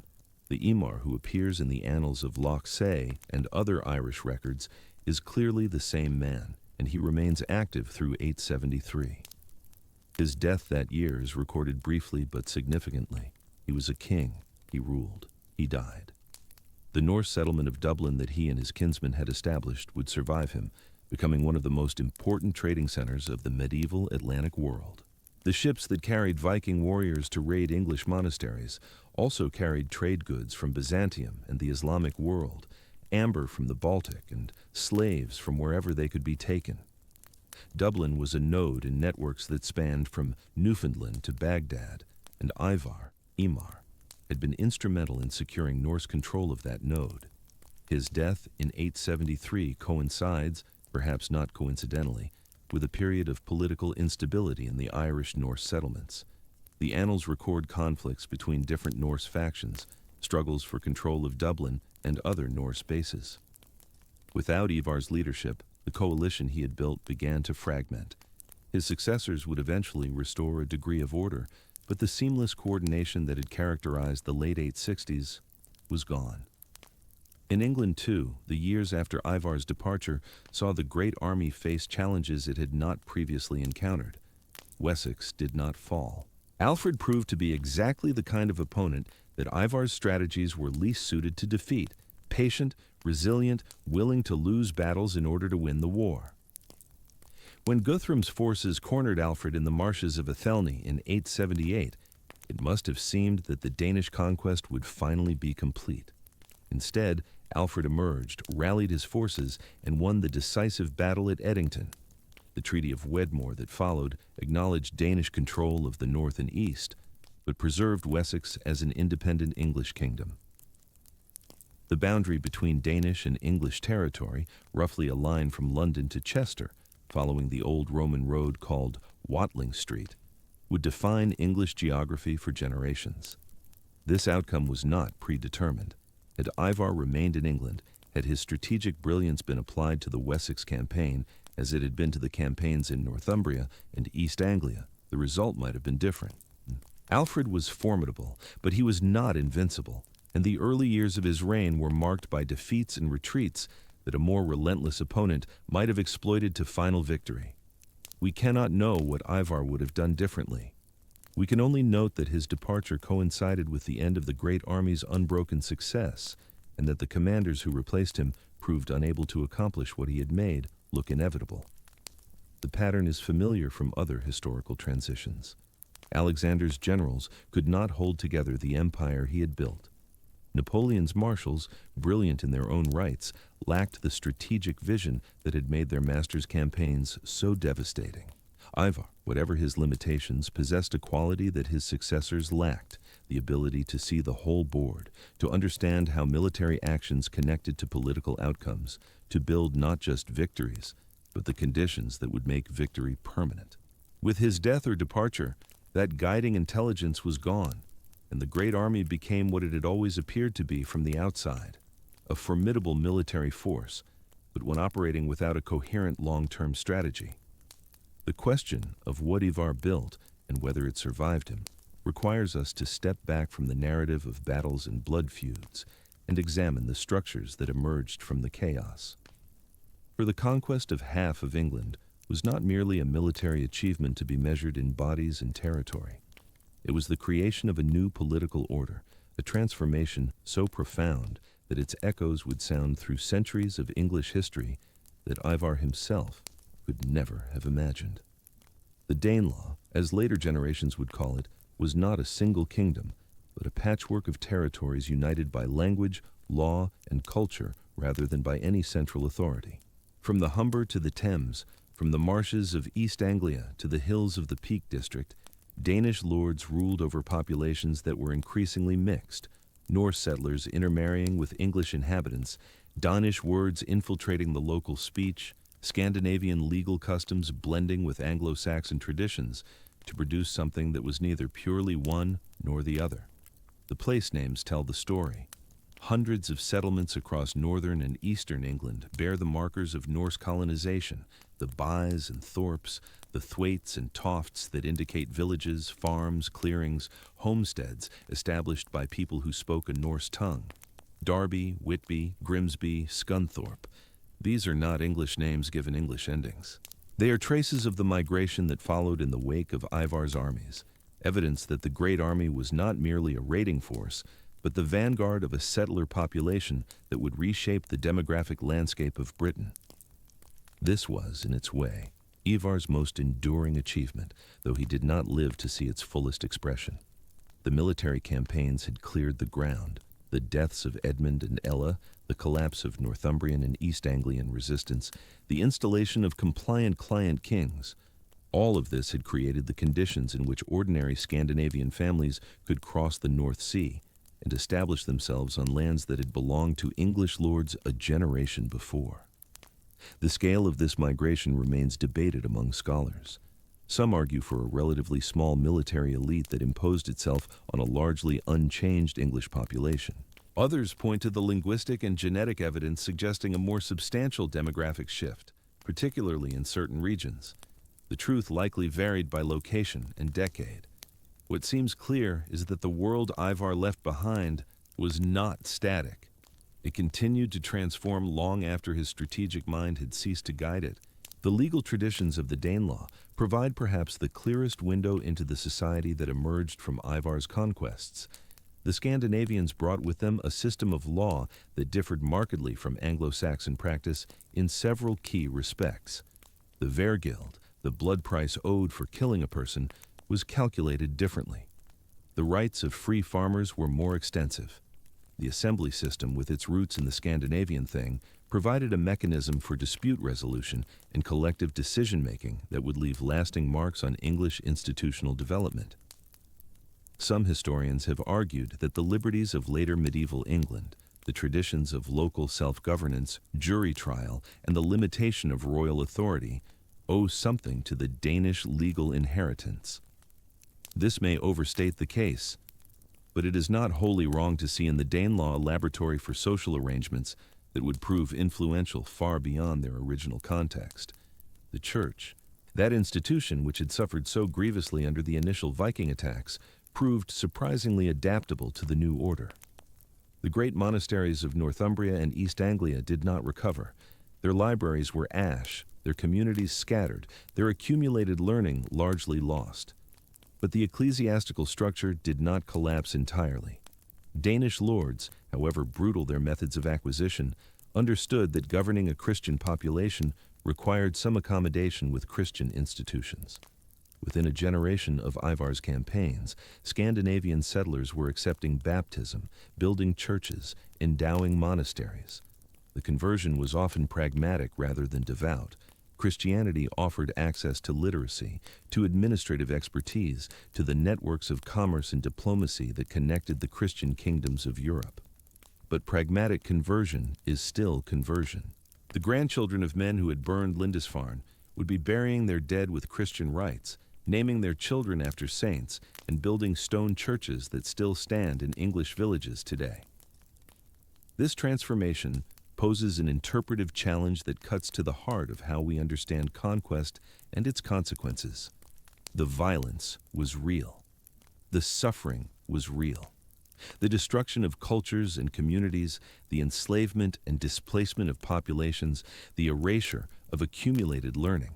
These were not abstractions, but lived realities for the people who experienced them. Yet, out of this destruction emerged something new, a society that would prove remarkably creative and dynamic, that would contribute to the development of English law, literature, and political institutions in ways that could not have been anticipated by those who witnessed the first longships appearing on the horizon. We are not required to celebrate this outcome. We are not required to see the violence as justified by its eventual fruits. History does not work that way. The ends do not retroactively sanctify the means, and the achievements of later generations do not diminish the crimes of earlier ones. What we are required to do is acknowledge the complexity, to hold both truths in mind simultaneously, that Ivar was an agent of destruction on a scale that transformed English society, and that the transformation produced consequences that cannot be reduced to a simple ledger of loss. The question of intentionality is relevant here, though it cannot be answered definitively. Did Ivar envision the society that would emerge from his conquests? Did he see beyond the immediate goals of revenge and territorial acquisition to some larger project of Scandinavian settlement and cultural synthesis? The sources do not permit certainty, but the pattern of his actions, the selective preservation of royal lines, the installation of client kings, the creation of conditions favorable to ongoing Norse settlement, suggests at minimum a mind that thought beyond the immediate campaign to the structures that would follow. He was not merely destroying an old order. He was clearing ground for a new one. This interpretive frame helps explain why the Great Army behaved differently from earlier Viking raiders. The wave of attacks that began in the late 8th century had been primarily extractive. Hit the monastery, take the silver, return across the sea. The targets were chosen for their wealth and vulnerability rather than their strategic significance. The goal was profit, not permanent occupation. The Great Army represented something qualitatively different, a force designed from its inception for conquest and settlement rather than mere raiding. The logistical sophistication, the willingness to winter over an enemy territory, the political negotiations that accompanied military operations, all of this points to a different kind of enterprise, one that required different kinds of leaders. Ivar was, in this sense, a transitional figure, the last of the great Viking war leaders and the first of the Scandinavian state builders. His methods belonged to the older tradition, the theatrical violence, the reputation for supernatural terror, the personal charisma that held disparate bands together. But his objectives pointed toward a different future: stable territorial control, regularized taxation, the integration of conquered populations into functioning political units. He stood at the hinge point between two eras of Scandinavian expansion, and his achievements bridged the gap. The alternative paths not taken are worth considering. Had the Great Army failed, had Northumbria rallied successfully against the invaders, had East Anglia produced a leader capable of effective resistance, had Wessex fallen before Alfred could develop his mature defensive strategy, the history of Britain would have diverged onto an entirely different trajectory. The English kingdoms might have survived intact, eventually consolidating into a unified realm without the Danish interregnum. The English language might have developed along different lines, without the heavy Norse influence that gives us words like sky and window and they. The political geography of medieval Europe would have looked different, with implications impossible to calculate. Conversely, had Ivar remained in England rather than returning to Ireland, the conquest might have been completed in the 870s rather than stalled at Edington. Alfred might have been a footnote rather than a great. The unified English kingdom that eventually emerged might instead have been absorbed into a Scandinavian empire spanning from Dublin to the Baltic. England might have developed along Scandinavian lines, with a weaker central monarchy and stronger regional assemblies, with a legal system more closely aligned to Norse traditions, with cultural connections to the northern rather than the continental world. These counterfactuals are not idle speculation. They help us see what was contingent in outcomes that might otherwise seem inevitable. The England that emerged from the 9th century was not predetermined by geography or economics or any other impersonal force. It was shaped by specific individuals making specific decisions under specific constraints. Ivar's departure from England, whatever its causes, was one such decision, and its consequences rippled forward through centuries. The Irish dimension of Ivar's career deserves fuller treatment than the sources allow. The annals record his activities in frustratingly sparse terms, but even these fragments suggest a figure of considerable importance in the Norse world of the Irish Sea. Dublin, under Ivar's control, was not merely a base for raiding, but a genuine political center, a place where Norse lords gathered, where disputes were adjudicated, where the commercial wealth of the Atlantic trade routes was concentrated and distributed. The harbor would have been thick with ships, longships and cargo vessels, vessels carrying warriors and vessels carrying goods, the fleet that was simultaneously instrument of war and vehicle of commerce. The relationship between Ivar's English and Irish operations remains partially obscured, but certain connections are clear. The same networks of kinship and alliance that brought warriors to England connected the Norse settlements across the Irish Sea. The wealth extracted from English monasteries and royal treasuries flowed back to Dublin and beyond, financing further military operations and enriching Norse trading centers. The slaves taken in England were sold in Irish markets or transported to Scandinavian slave markets, entering a traffic in human beings that spanned the known world. Ivar sat at the center of these networks, a broker of violence and commerce whose reach extended far beyond any single territory. His death, in 873, recorded simply in the Irish annals, marked the end of an era, though his contemporaries could not have known this. The phrase used to describe him is striking: King of the Norsemen of all Ireland and Britain. This is not a formal title but an acknowledgement of status, a recognition that Ivar's authority had extended across the entire Norse world of the insular region. He was not king of a defined territory but king of a people. The scattered Norse settlements from York to Dublin, from the Orkney Islands to the Welsh coast, all connected by ship and kinship, and the bonds forged in shared campaigning. The title reflects a political reality that did not survive him. After 873, no single figure would again unite the Norse of Britain and Ireland under a single authority. The settlements would continue, the trade would flow, the cultural synthesis would proceed. But the political moment that Ivar had represented passed with his death. The causes of that death are unknown. The annals do not specify whether Ivar died in battle or in bed, from violence or disease, suddenly or after prolonged illness. Some later traditions claim he died of a sudden, horrible disease that caused his body to rot from within. Stories that may preserve some genuine historical memory or may simply be Christian moralizing about the fate of pagans. The condition that gave him his epithet, whatever it was, may have shortened his life, leaving him vulnerable to complications that a healthier man might have survived. Or he may have died, as so many warrior lords died, cut down in a skirmish that the sources did not bother to record because his death had become, by that point, merely the death of an aging chieftain rather than a world historical event. What matters more than the manner of his death is what happened after. The dynastic structures he had established proved more durable than his personal authority. In York, Scandinavian kings would rule for another century, through periods of English reconquest and renewed Norse assertion, until the final expulsion of Eric Bloodaxe in 954. In Dublin, the Norse presence would prove even more persistent. The city would remain under Scandinavian control until the Norman conquest of the 12th century, more than 2 centuries after Ivar's death. In East Anglia, the Danish settlement laid the foundation for a distinct regional identity that survived the reconquest by Alfred's descendants. The structures Ivar had created outlived him by generations, even as the unified authority he had exercised fragmented among his successors. The descendants of his family, the Ui Imair, the grandsons of Imar, would remain powerful figures in the Irish sea world throughout the 10th century. They would contest control of Dublin, raid the western coasts of Britain, intervene in Irish politics, and maintain the networks of Viking commerce and violence that their ancestor had helped establish. But they would not recapture the strategic coherence that had marked Ivar's campaigns. They were heirs, not founders, maintaining a system rather than creating one.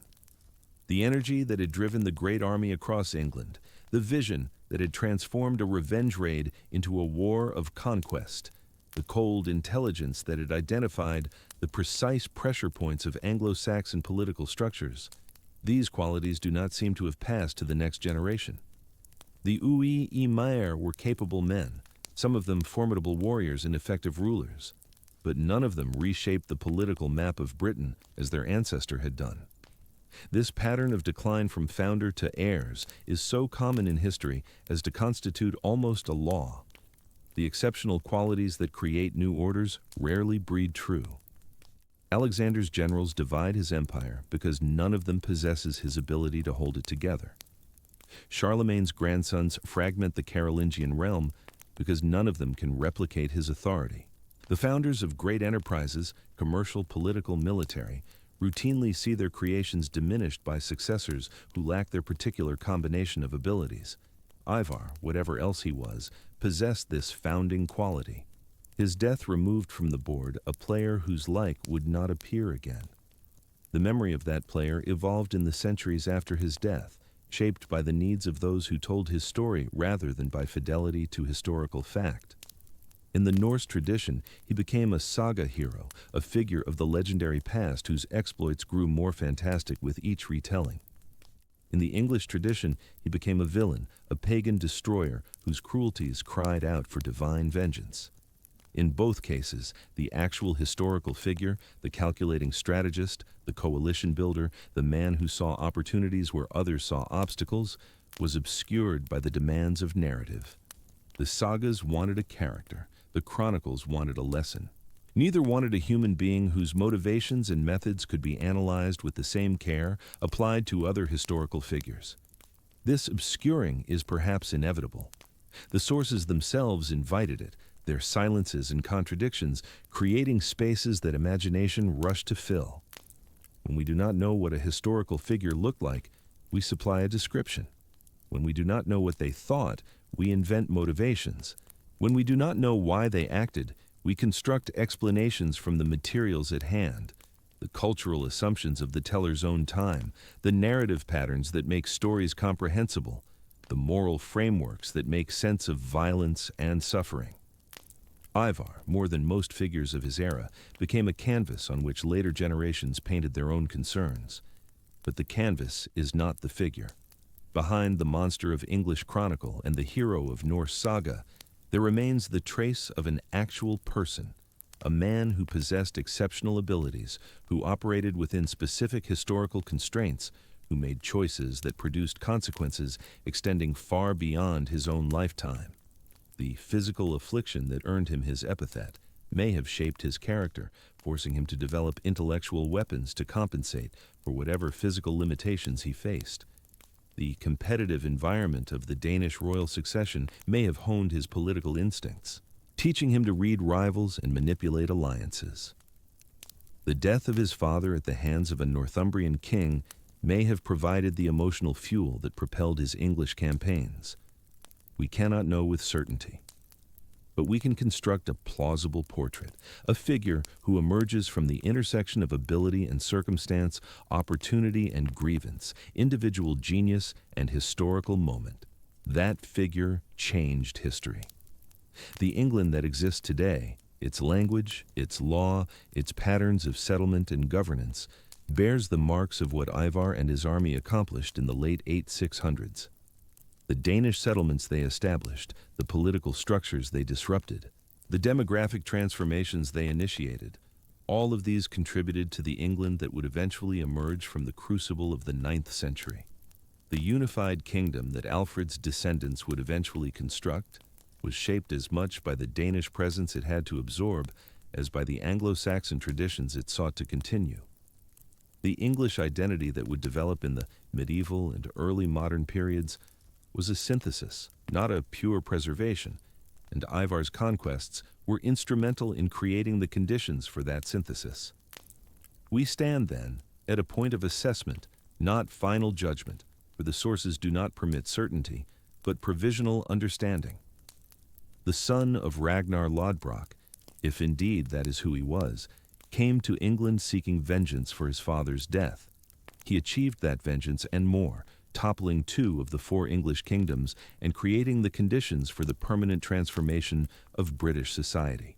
The question that remains, the question the sources pose but cannot answer, is whether Ivar himself understood the magnitude of what he was creating. Did he see in those winter camps and hasty coronations the outline of a new England emerging? Did he recognize that the armies he commanded and the lands he parceled out were seeds of something that would outlast not only his own life, but the memory of anyone who had known him? We cannot know. The inner life of 9th century figures is lost to us almost entirely, and Ivar's more than most. But there are clues in what he did, in the patterns of his choices, the structures he established, the way he positioned his brothers and lieutenants. A man who thought only of plunder does not negotiate permanent settlements. A leader concerned only with immediate gain does not install puppet kings with careful attention to the legitimacy of their claims.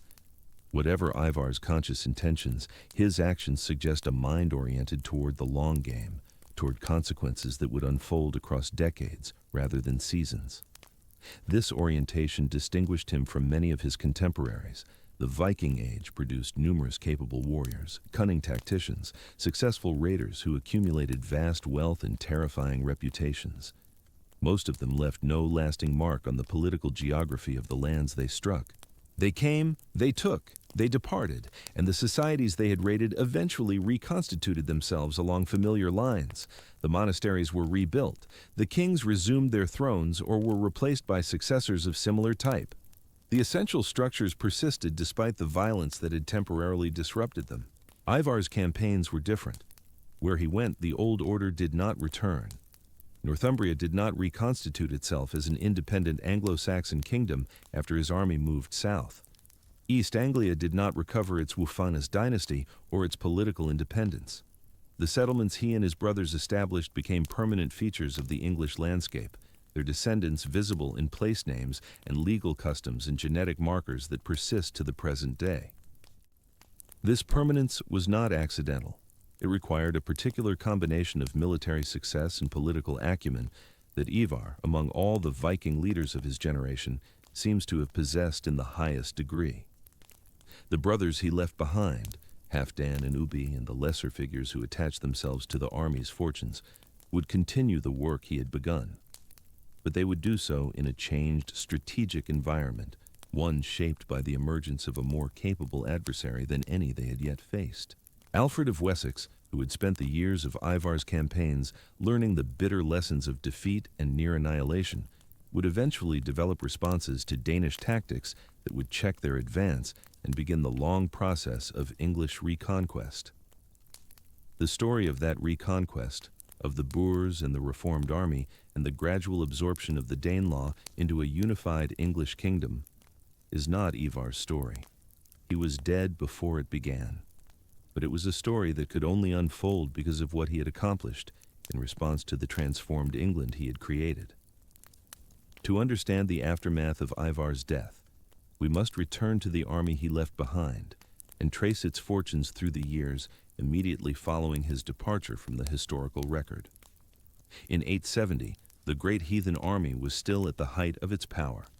It had just completed the conquest of East Anglia, adding that kingdom's resources to its existing hold on Northumbria. It controlled, directly or through client kings, roughly half of what we now call England, and it showed no signs of exhausting either its military capacity or its appetite for expansion. The army spent the winter of 870 to 871 in East Anglia, consolidating its hold on the newly conquered territory and preparing for the next phase of operations. That next phase would be the invasion of Wessex, the last of the major Anglo-Saxon kingdoms to remain unconquered and the strongest in terms of military capability. The Mercian campaigns of the previous years had already brought the army into contact with West Saxon forces, and the decision to turn south in earnest represented the culmination of a strategic arc that had begun when the first ships landed at East Anglia 5 years earlier. The Wessex campaign of 871 was the bloodiest of the entire invasion. The Anglo-Saxon Chronicle records no fewer than 9 pitched battles in that single year, a concentration of violent confrontation unprecedented in English history to that point. The West Saxons, fighting for the survival of their kingdom, resisted with a desperation that the Northumbrians and East Anglians had not matched. Their king, Ethelred, and his younger brother Alfred led army after army into combat, suffering defeats and inflicting them in turn, neither side able to achieve the decisive advantage that would end the contest. Ivar, if he had survived to participate in this campaign, might have recognized its difference from his earlier conquests. This was not a kingdom that could be decapitated with a single bold strike. Wessex had depth, geographical, political, military. Its royal family was larger and more cohesive than that of Northumbria. Its military resources were more substantial than those of East Anglia. Its terrain offered defensive advantages that the flat fenlands and river valleys of the eastern kingdoms had not. The army that entered Wessex in 871 was entering a different kind of war than any it had fought before. The Battle of Ashdown, fought in January of 871, offers a glimpse of what this new war looked like. The Anglo-Saxon Chronicle describes a battle that raged all day, with both sides fighting with desperate courage and neither willing to break. The West Saxons, led by Alfred while his brother the king delayed to hear mass, charged uphill against a Danish position and broke the shield wall after hours of brutal combat. A Danish king and 5 jarls fell in the slaughter that followed. It was the first clear-cut West Saxon victory against the invaders, and it demonstrated that the Danes could be beaten in open battle if their opponents were willing to commit fully and accept the casualties that such commitment would bring. But Ashdown did not end the war. 2 weeks later, the Danes won a battle at Basing. 2 months after that, they won again at Merton, killing the West Saxon king Ethelred himself. Alfred, suddenly elevated to the throne of a kingdom fighting for survival, sued for peace. The Danes, having lost too many men to continue offensive operations, accepted. The Peace of 871 established a temporary equilibrium. Wessex survived but weakened, the Danes dominant but unable to deliver the killing blow. This stalemate was not what the great heathen army had achieved elsewhere. Under Ivar's leadership, no Anglo-Saxon kingdom had successfully resisted for an entire campaigning season, let alone forced a peace through sheer attrition. The difference may have been Alfred's emergence as a capable military leader. It may have been the greater resources of Wessex. It may have been the accumulated losses the army had suffered over 6 years of continuous warfare. Or it may have been the absence of Ivar himself, the strategist whose ability to identify weaknesses and exploit them had been the key to the army's earlier successes. We cannot know with certainty. The sources do not permit such precision, but the pattern is suggestive. Under Ivar's leadership, kingdoms fell within single campaigns. After his death, the army ground against Wessex for a full year and came away with a draw. The correlation is not proof of causation, but it invites the inference that Ivar's genius was not entirely replaceable. The years following the Peace of 871 saw the great heathen army transition from a unified striking force into something more diffuse. Halfdan, who seems to have assumed overall command after Ivar's death, led a portion of the army back to Northumbria in 872, suppressing a rebellion against the puppet king they had installed and reasserting Danish control over the region. In 873, the army turned its attention to Mercia, which had survived as a nominally independent kingdom but which remained vulnerable to Danish pressure. The Mercian king Burgred, whose long reign had seen his kingdom progressively weakened by Danish attacks and forced tributes, finally abandoned his throne and fled to Rome, preferring exile to continued resistance. The Danes replaced Burgred with a client king, Ceolwulf, whom the Anglo-Saxon Chronicle dismisses as a foolish king's thegn, willing to serve Danish interests in exchange for a crown. Mercia, like Northumbria before it, had become a Danish satellite, its resources available for exploitation and its remaining military capacity neutralized as a threat. Only Wessex remained independent among the great English kingdoms, and it remained so only because the army had been unable to conquer it outright. In 875, the great heathen army fractured into its component parts. Halfdan led a portion of the army back to Northumbria, where he distributed land to his followers and established the permanent Danish settlement that would transform the region's demography. The warriors who had spent nearly a decade campaigning across England now became farmers, dividing the estates of the dispossessed English aristocracy and establishing themselves as a new landed class. This was the settlement that Ivar's conquests had made possible, the payoff for years of fighting, the reward that had motivated men to cross the North Sea and risk their lives in a foreign land. The process of settlement had profound implications for the region's future. The Danish warriors who took up land in Northumbria and later in East Anglia and the eastern portions of Mercia did not simply replace the existing population. They intermarried with English women, adopted elements of English custom, and gradually merged with the society they had conquered. But they also brought their own language, their own legal traditions, their own patterns of social organization. The synthesis that emerged, visible in place names, in dialect features, in legal terminology, in the very structure of landholding, created a region culturally distinct from the rest of England, a distinction that would persist for centuries. This was the Danelaw, not a single polity, but a patchwork of territories where Danish law and custom prevailed, where Scandinavian settlement had been dense enough to reshape local society, where the descendants of Vikings lived alongside the descendants of the English they had conquered. The Danelaw was Ivar's legacy made material, the permanent mark his armies left on the land they had taken. Its boundaries would shift over the following century as English kings gradually reconquered the territories their predecessors had lost. But the cultural imprint would outlast the political structures, visible in the language and customs of the region long after the last Danish king had been deposed. Halfdan himself did not live long to enjoy the settlement he had established. In 877, he was killed in Ireland, fighting in one of the endless succession disputes that consumed the Norse colonies there. His death removed the last of Ragnar's sons from the stage.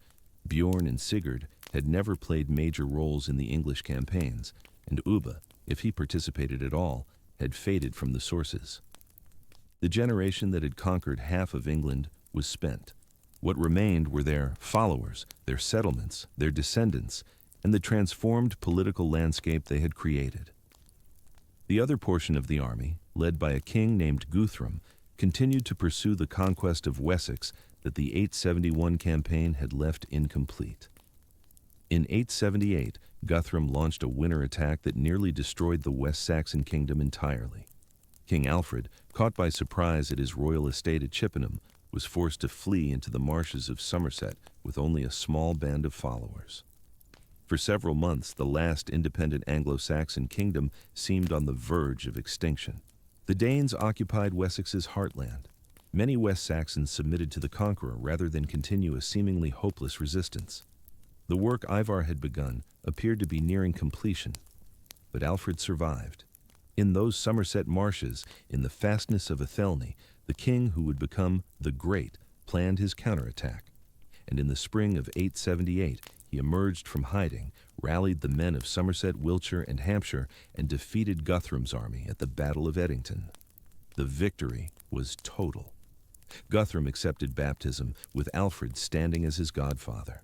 The Treaty of Wedmore established a boundary between Danish and English territories that would persist, with modifications for generations. Edington was the turning point that Ivar's campaigns had never encountered. For the first time, the expansion of Danish power in England was not merely checked, but reversed.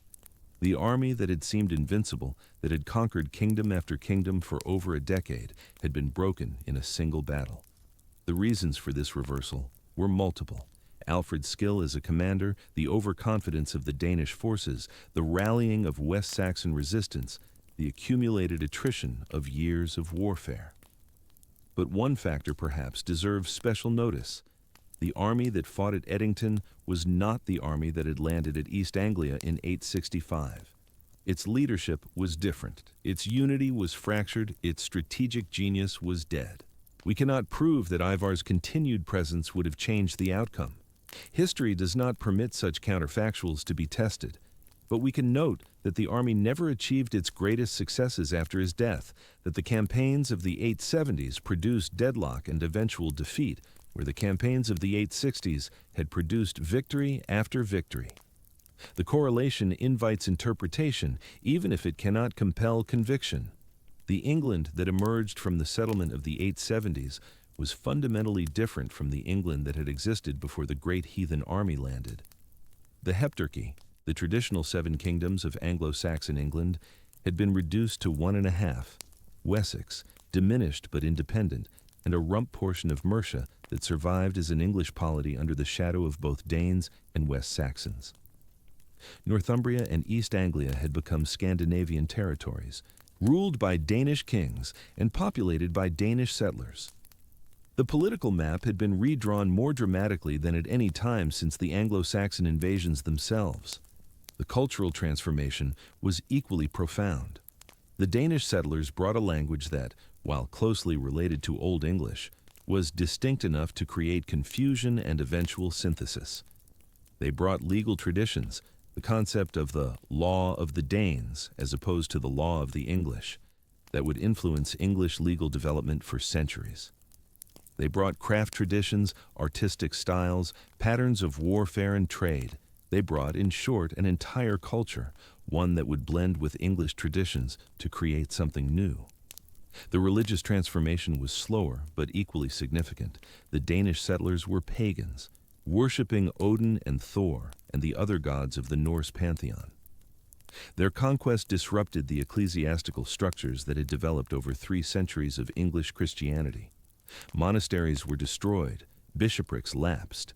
The network of learning and literacy that the Church had maintained was severely damaged. The recovery of English Christianity and its eventual transmission to the Danish settlers themselves would be one of the great themes of the following century. a process that would complete the synthesis of the two peoples. All of this flowed from what Ivar and his brothers had accomplished: the army they led, the victories they won, the settlements they established. These were the foundation stones of a transformed England. The son of Ragnar had come seeking vengeance for his father's death. He had found something much larger, a new world to make. The physical traces of that making persist to the present day. Walk through the streets of York, the Jorvik of the Vikings, the Eoforwick of the Anglo-Saxons, and you walk on the same ground where Ivar's army made camp in the winter of 866. The street names preserve Old Norse words: gate for street, from the Norse gata; thwaite for clearing; beck for stream. The genetic signatures of Scandinavian ancestry remain detectable in the population, a biological memory of the settlement that began 11 centuries ago. The legal traditions that Ivar helped establish left traces in English common law. The concept of the jury, which would become one of the distinctive features of English justice, may owe something to Scandinavian models of collective judgment. The system of land measurement in the Danelaw, the karukate rather than the hide, persisted for centuries after the Danish kingdoms themselves had vanished. The wapentake, the administrative division that took its name from the weapon-taking ritual of Scandinavian assemblies, remained a feature of northern English local government into the early modern period. These were the material legacies of conquest, the permanent marks left by armies that had come to raid and stayed to settle. But there were immaterial legacies as well, patterns of thought, habits of organization, ways of understanding the relationship between rulers and ruled. The Danish presence in England contributed to the development of English institutions in ways that historians continue to debate and explore. The synthesis of English and Scandinavian traditions that emerged from the 9th century crucible was one of the foundations on which medieval England would be built. Ivar did not live to see this synthesis. He did not live to see Alfred's reconquest or the creation of a unified English kingdom or the absorption of the Danelaw into a larger English polity.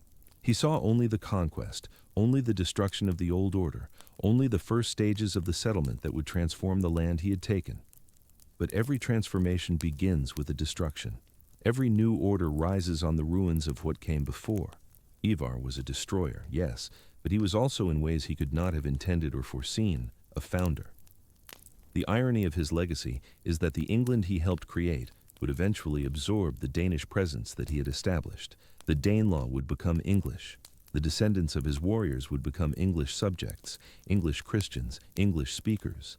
The conquest would be reversed, not by military force alone, but by the slow, patient work of cultural assimilation. The settlers who had arrived as conquerors would become, over generations, indistinguishable from the people they had conquered. This was not defeat. It was transformation. The England that absorbed the Danelaw was not the England that had existed before the great heathen army. It was something new, something shaped by the Danish presence as much as by the Anglo-Saxon resistance. The synthesis was not a restoration, but a creation, and Ivar's conquests were essential to its making. The question that haunts the study of Ivar the Boneless is not what he did. The sources, limited as they are, give us the broad shape of that, but what he was. What kind of man leads an army across the sea to avenge a father's death, conquers half a kingdom, establishes the foundations of a new political order, and then vanishes from the record so completely that we cannot say with certainty where or when or how he died? What kind of mind conceived the strategy that broke Northumbria, East Anglia, and Mercia in succession? What kind of will held together an army of independent warriors, each with their own ambitions and their own claims on plunder, through years of campaigning in hostile territory? The sagas give us one answer: a cripple who overcame his limitations through cunning and cruelty, a man who could not walk, but who was carried into battle on a shield, whose mind was the sharpest weapon in any army he commanded. The historical sources give us another: a commander of exceptional ability, a leader who understood not just tactics but strategy, who knew when to fight and when to negotiate, when to advance and when to consolidate. Neither picture is complete, neither captures whatever truth once existed in the mind of a man who lived 12 centuries ago. What we can say is this: Ivar understood something that his enemies did not. He understood that the Anglo-Saxon kingdoms, for all their apparent strength, were fragile, that they depended on structures of loyalty and obligation that could be shattered by a single decisive blow. He understood that an army that refused to go home, that committed itself to permanent presence in a foreign land, possessed a strategic advantage that no seasonal raiding force could match. He understood that vengeance and conquest, properly conceived, were not ends in themselves but means to something larger: the creation of permanent Scandinavian power in the British Isles. This understanding was not perhaps unique to Ivar. The other commanders of the great heathen army, Halfdan, Guthrum, the unnamed kings and jarls who led their own contingents, surely grasped the same strategic realities. But Ivar, according to the sources, was the one who shaped the overall conception, who held the coalition together, who directed the combined effort toward goals that served the whole. He was, in the language of a later age, the architect of the enterprise. The architecture he created outlasted him. That is the measure of his achievement. The Danish presence in England did not collapse when Ivar disappeared from the record. It continued, adapted, evolved. The settlement patterns he established became permanent features of the English landscape.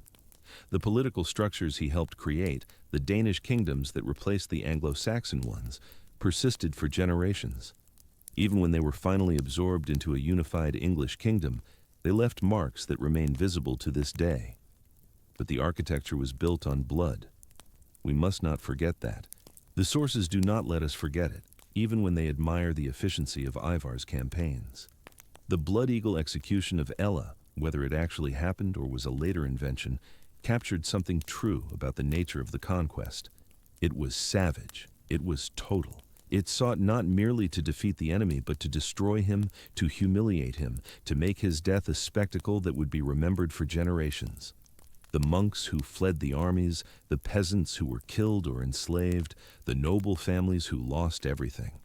These people left few records. Their voices are absent from the sources that have come down to us, but their suffering was real, and Ivar's strategic brilliance was purchased with it. Every decision he made that we admire for its cleverness was also a decision that brought misery to people who had done nothing to him, who had no quarrel with Ragnar Lothbrok or his sons, who simply had the misfortune to live in a land that Ivar wanted. This is not a judgment. It is a fact. The 9th century did not operate according to the moral categories of the 21st. Warfare was brutal, conquest was normal, and the strong took from the weak without apology. Ivar was not uniquely cruel by the standards of his time. He was perhaps uniquely effective. But effectiveness in conquest means effectiveness in violence, and we should not let the passage of centuries transform that violence into romance. The romantic vision of the Vikings, the vision of noble warriors sailing in elegant ships guided by a fierce code of honor and a hunger for glory, is not entirely false. There was honor in the warrior culture of the North, a kind of rough equality among fighting men, a respect for courage and skill that cut across distinctions of birth and wealth. The sagas preserve this vision, and the sagas were not lying. But the vision is incomplete. It shows us the ship and not the burning monastery. It shows us the warrior and not the enslaved captive. It shows us the glory and not the cost. Ivar the Boneless, whatever else he was a man who understood costs. He calculated them with precision. He knew what his campaigns would require in men, in ships, in provisions, in blood. He knew what they would cost his enemies in kingdoms, in churches, in lives. And he paid the costs willingly, because the prize he sought was worth them. Whether that prize was vengeance for his father, or power for himself, or a new world for his people, the calculation was the same. The costs were acceptable. The goal justified them. We may or may not agree with that calculation, but we should understand it. We should understand that the man who made it was not a berserker, not a mindless force of destruction, but a rational actor pursuing objectives through the most effective means available. The great heathen army was not a mob. It was an instrument, wielded with skill toward a deliberate purpose, and Ivar was the hand that wielded it. The last years of his life, if he lived beyond 870, if the Irish sources are correct that he died in 873, are obscure. The Annals of Ulster record that Eamar, king of the Northmen of all Ireland and Britain, ended his life. The title is extraordinary. King of the Northmen of all Ireland and Britain. It suggests a scope of ambition and achievement that goes beyond anything the English sources describe. It suggests that Ivar, in his final years, was not merely one commander among many, but a paramount leader, a king whose authority extended across the Scandinavian settlements in 2 islands. If this is true, and we cannot be certain that it is, then Ivar's achievement was even greater than the conquest of Northumbria and the destruction of Ella. He would have been the closest thing to a unified Scandinavian ruler in the British Isles that the early Viking Age produced. He would have held together, at least nominally, the Norse settlements of Dublin and the Danish armies of England, the warriors of the northern seas, and the settlers of the Danelaw. No one else in that generation could claim as much. But the annals tell us one more thing about Ivar's death. They say he died of a sudden, hideous disease. Not in battle, not on the raid, not with a sword in his hand and enemies at his feet. He died sick, perhaps in bed, perhaps in pain, perhaps calling for help that could not come. The greatest Viking commander of his age, the conqueror of kingdoms, the avenger of Ragnar. He died as any man might die, undone not by the strength of his enemies, but by the weakness of his own body. This is, perhaps, fitting. The body had always been Ivar's challenge. The bonelessness that gave him his name, whatever it actually was, had made him different from birth. He had overcome it, or worked around it, or turned it to advantage. But in the end, the body won. It always does. The disease that killed him is unidentified. The sources do not tell us what it was. We are left to imagine fever, infection, some internal failure that no medicine of the 9th century could address. He would have known he was dying. Men do know, usually, when the end is close. What he thought in those final hours, what he felt, what he remembered. These things are lost. The sources preserve his campaigns and his conquests. They do not preserve his deathbed thoughts. We do not know where he was buried. We do not know if he received a Christian burial, unlikely given his reputation as a fierce opponent of Christianity, or a pagan one, with ship and weapons, and perhaps sacrificed slaves to attend him in the next world. The Scandinavian practice of ship burial was still common in the 9th century. We can imagine Ivar's body laid in a vessel, surrounded by the instruments of his life, swords, spears, the treasures he had taken, perhaps a horse to carry him in the afterlife. We can imagine the mound raised over him, the memorial that would mark his resting place for generations. But we cannot point to that mound on a map. If it exists, we have not found it. If it ever existed, it may have been destroyed centuries ago, looted for its treasures, or leveled for farmland, or simply forgotten as the memory of Ivar faded. The man who changed the history of England may rest in an unmarked grave, his bones mingled with the soil of some field that has been plowed 1,000 times since his death. This absence of a grave is, in its way, appropriate. Ivar was a presence more than a person in the sources that describe him. He was a force, a strategy, a result. The man himself, his face, his voice, his laugh, the particular way he moved through the world, these are gone. Only the consequences remain, and the consequences were vast. Let us enumerate them one more time with the weight they deserve. First, the destruction of 3 of the 4 major Anglo-Saxon kingdoms as independent political entities. Northumbria, East Anglia, and Mercia fell to the armies that Ivar led or inspired. Only Wessex survived, and its survival was purchased with battles and treaties and payments of silver that would have been unthinkable before the great heathen army arrived. The political map of England was redrawn, and the redrawing was permanent. The kingdoms that fell never rose again in their old forms.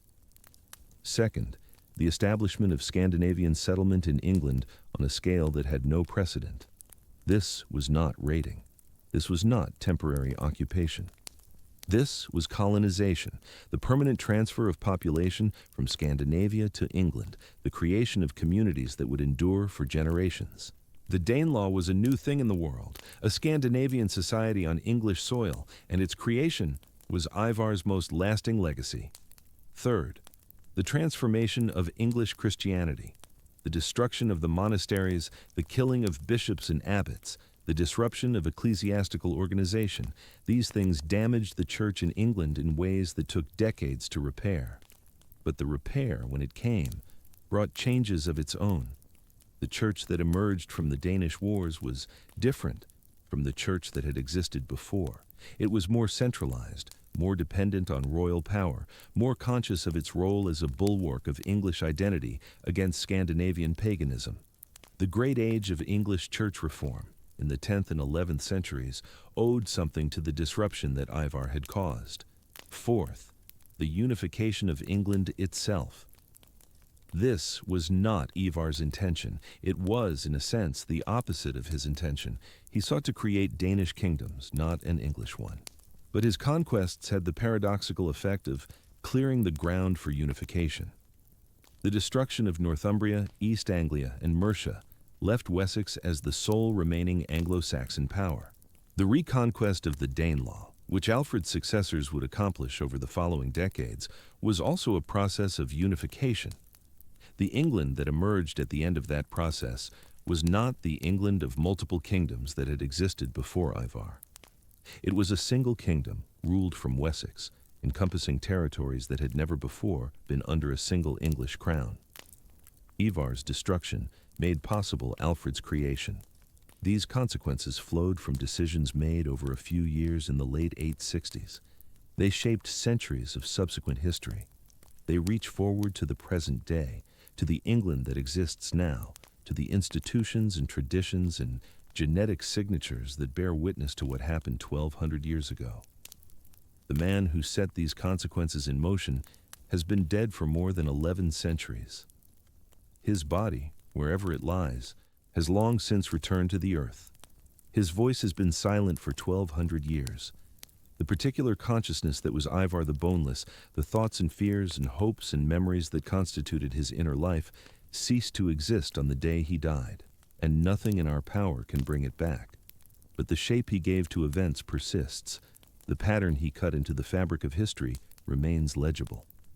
We read it in the street names of York and the genetic profiles of northern England. We read it in the boundaries of medieval shires and the traditions of English law. We read it in the very existence of a unified English kingdom, a creation that would not have been possible without the destruction that preceded it. Sons inherit from their fathers. This is the way of the world. Ragnar Lothbrok, if he existed, gave his sons a name, a reputation, a claim to greatness. He gave them, according to the sagas, the wounds that killed him and the dying words that promised his avengers would come. He gave them a reason to cross the sea and a justification for everything they did when they arrived. But fathers also inherit from their sons. Ragnar's fame, such as it was magnified by what his sons accomplished. The legend of his death in the snake pit became legendary precisely because of what happened afterward. The execution became a founding moment, a beginning rather than an ending, because the sons made it so. Ivar's conquest gave meaning to Ragnar's death. The vengeance made the murder memorable. This is the strange arithmetic of legacy. The dead depend on the living to complete their stories. Ragnar, dead in Northumbria, his body consumed by serpents, could do nothing more to shape his own narrative. He could only wait in whatever afterlife he believed in for his sons to write the ending. And they did.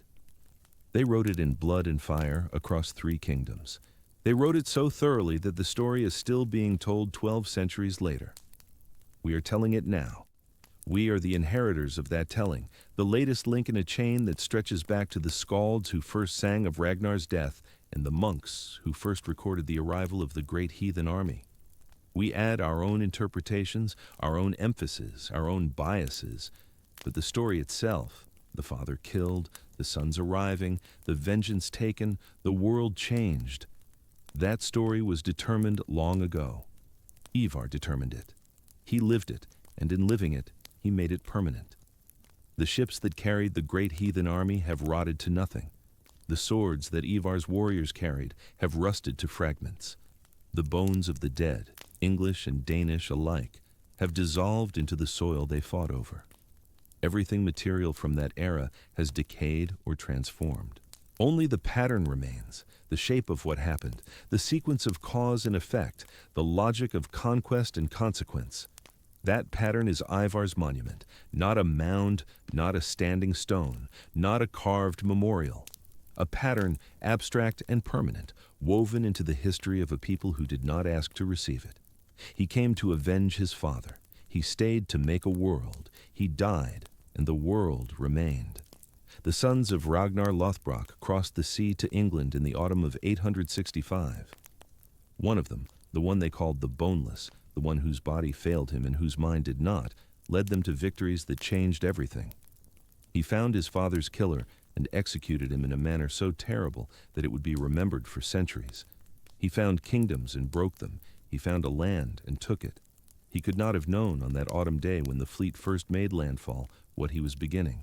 He could not have known that the vengeance he sought would become a conquest, that the conquest would become a settlement, that the settlement would transform the people it touched, both the conquerors and the conquered, into something new.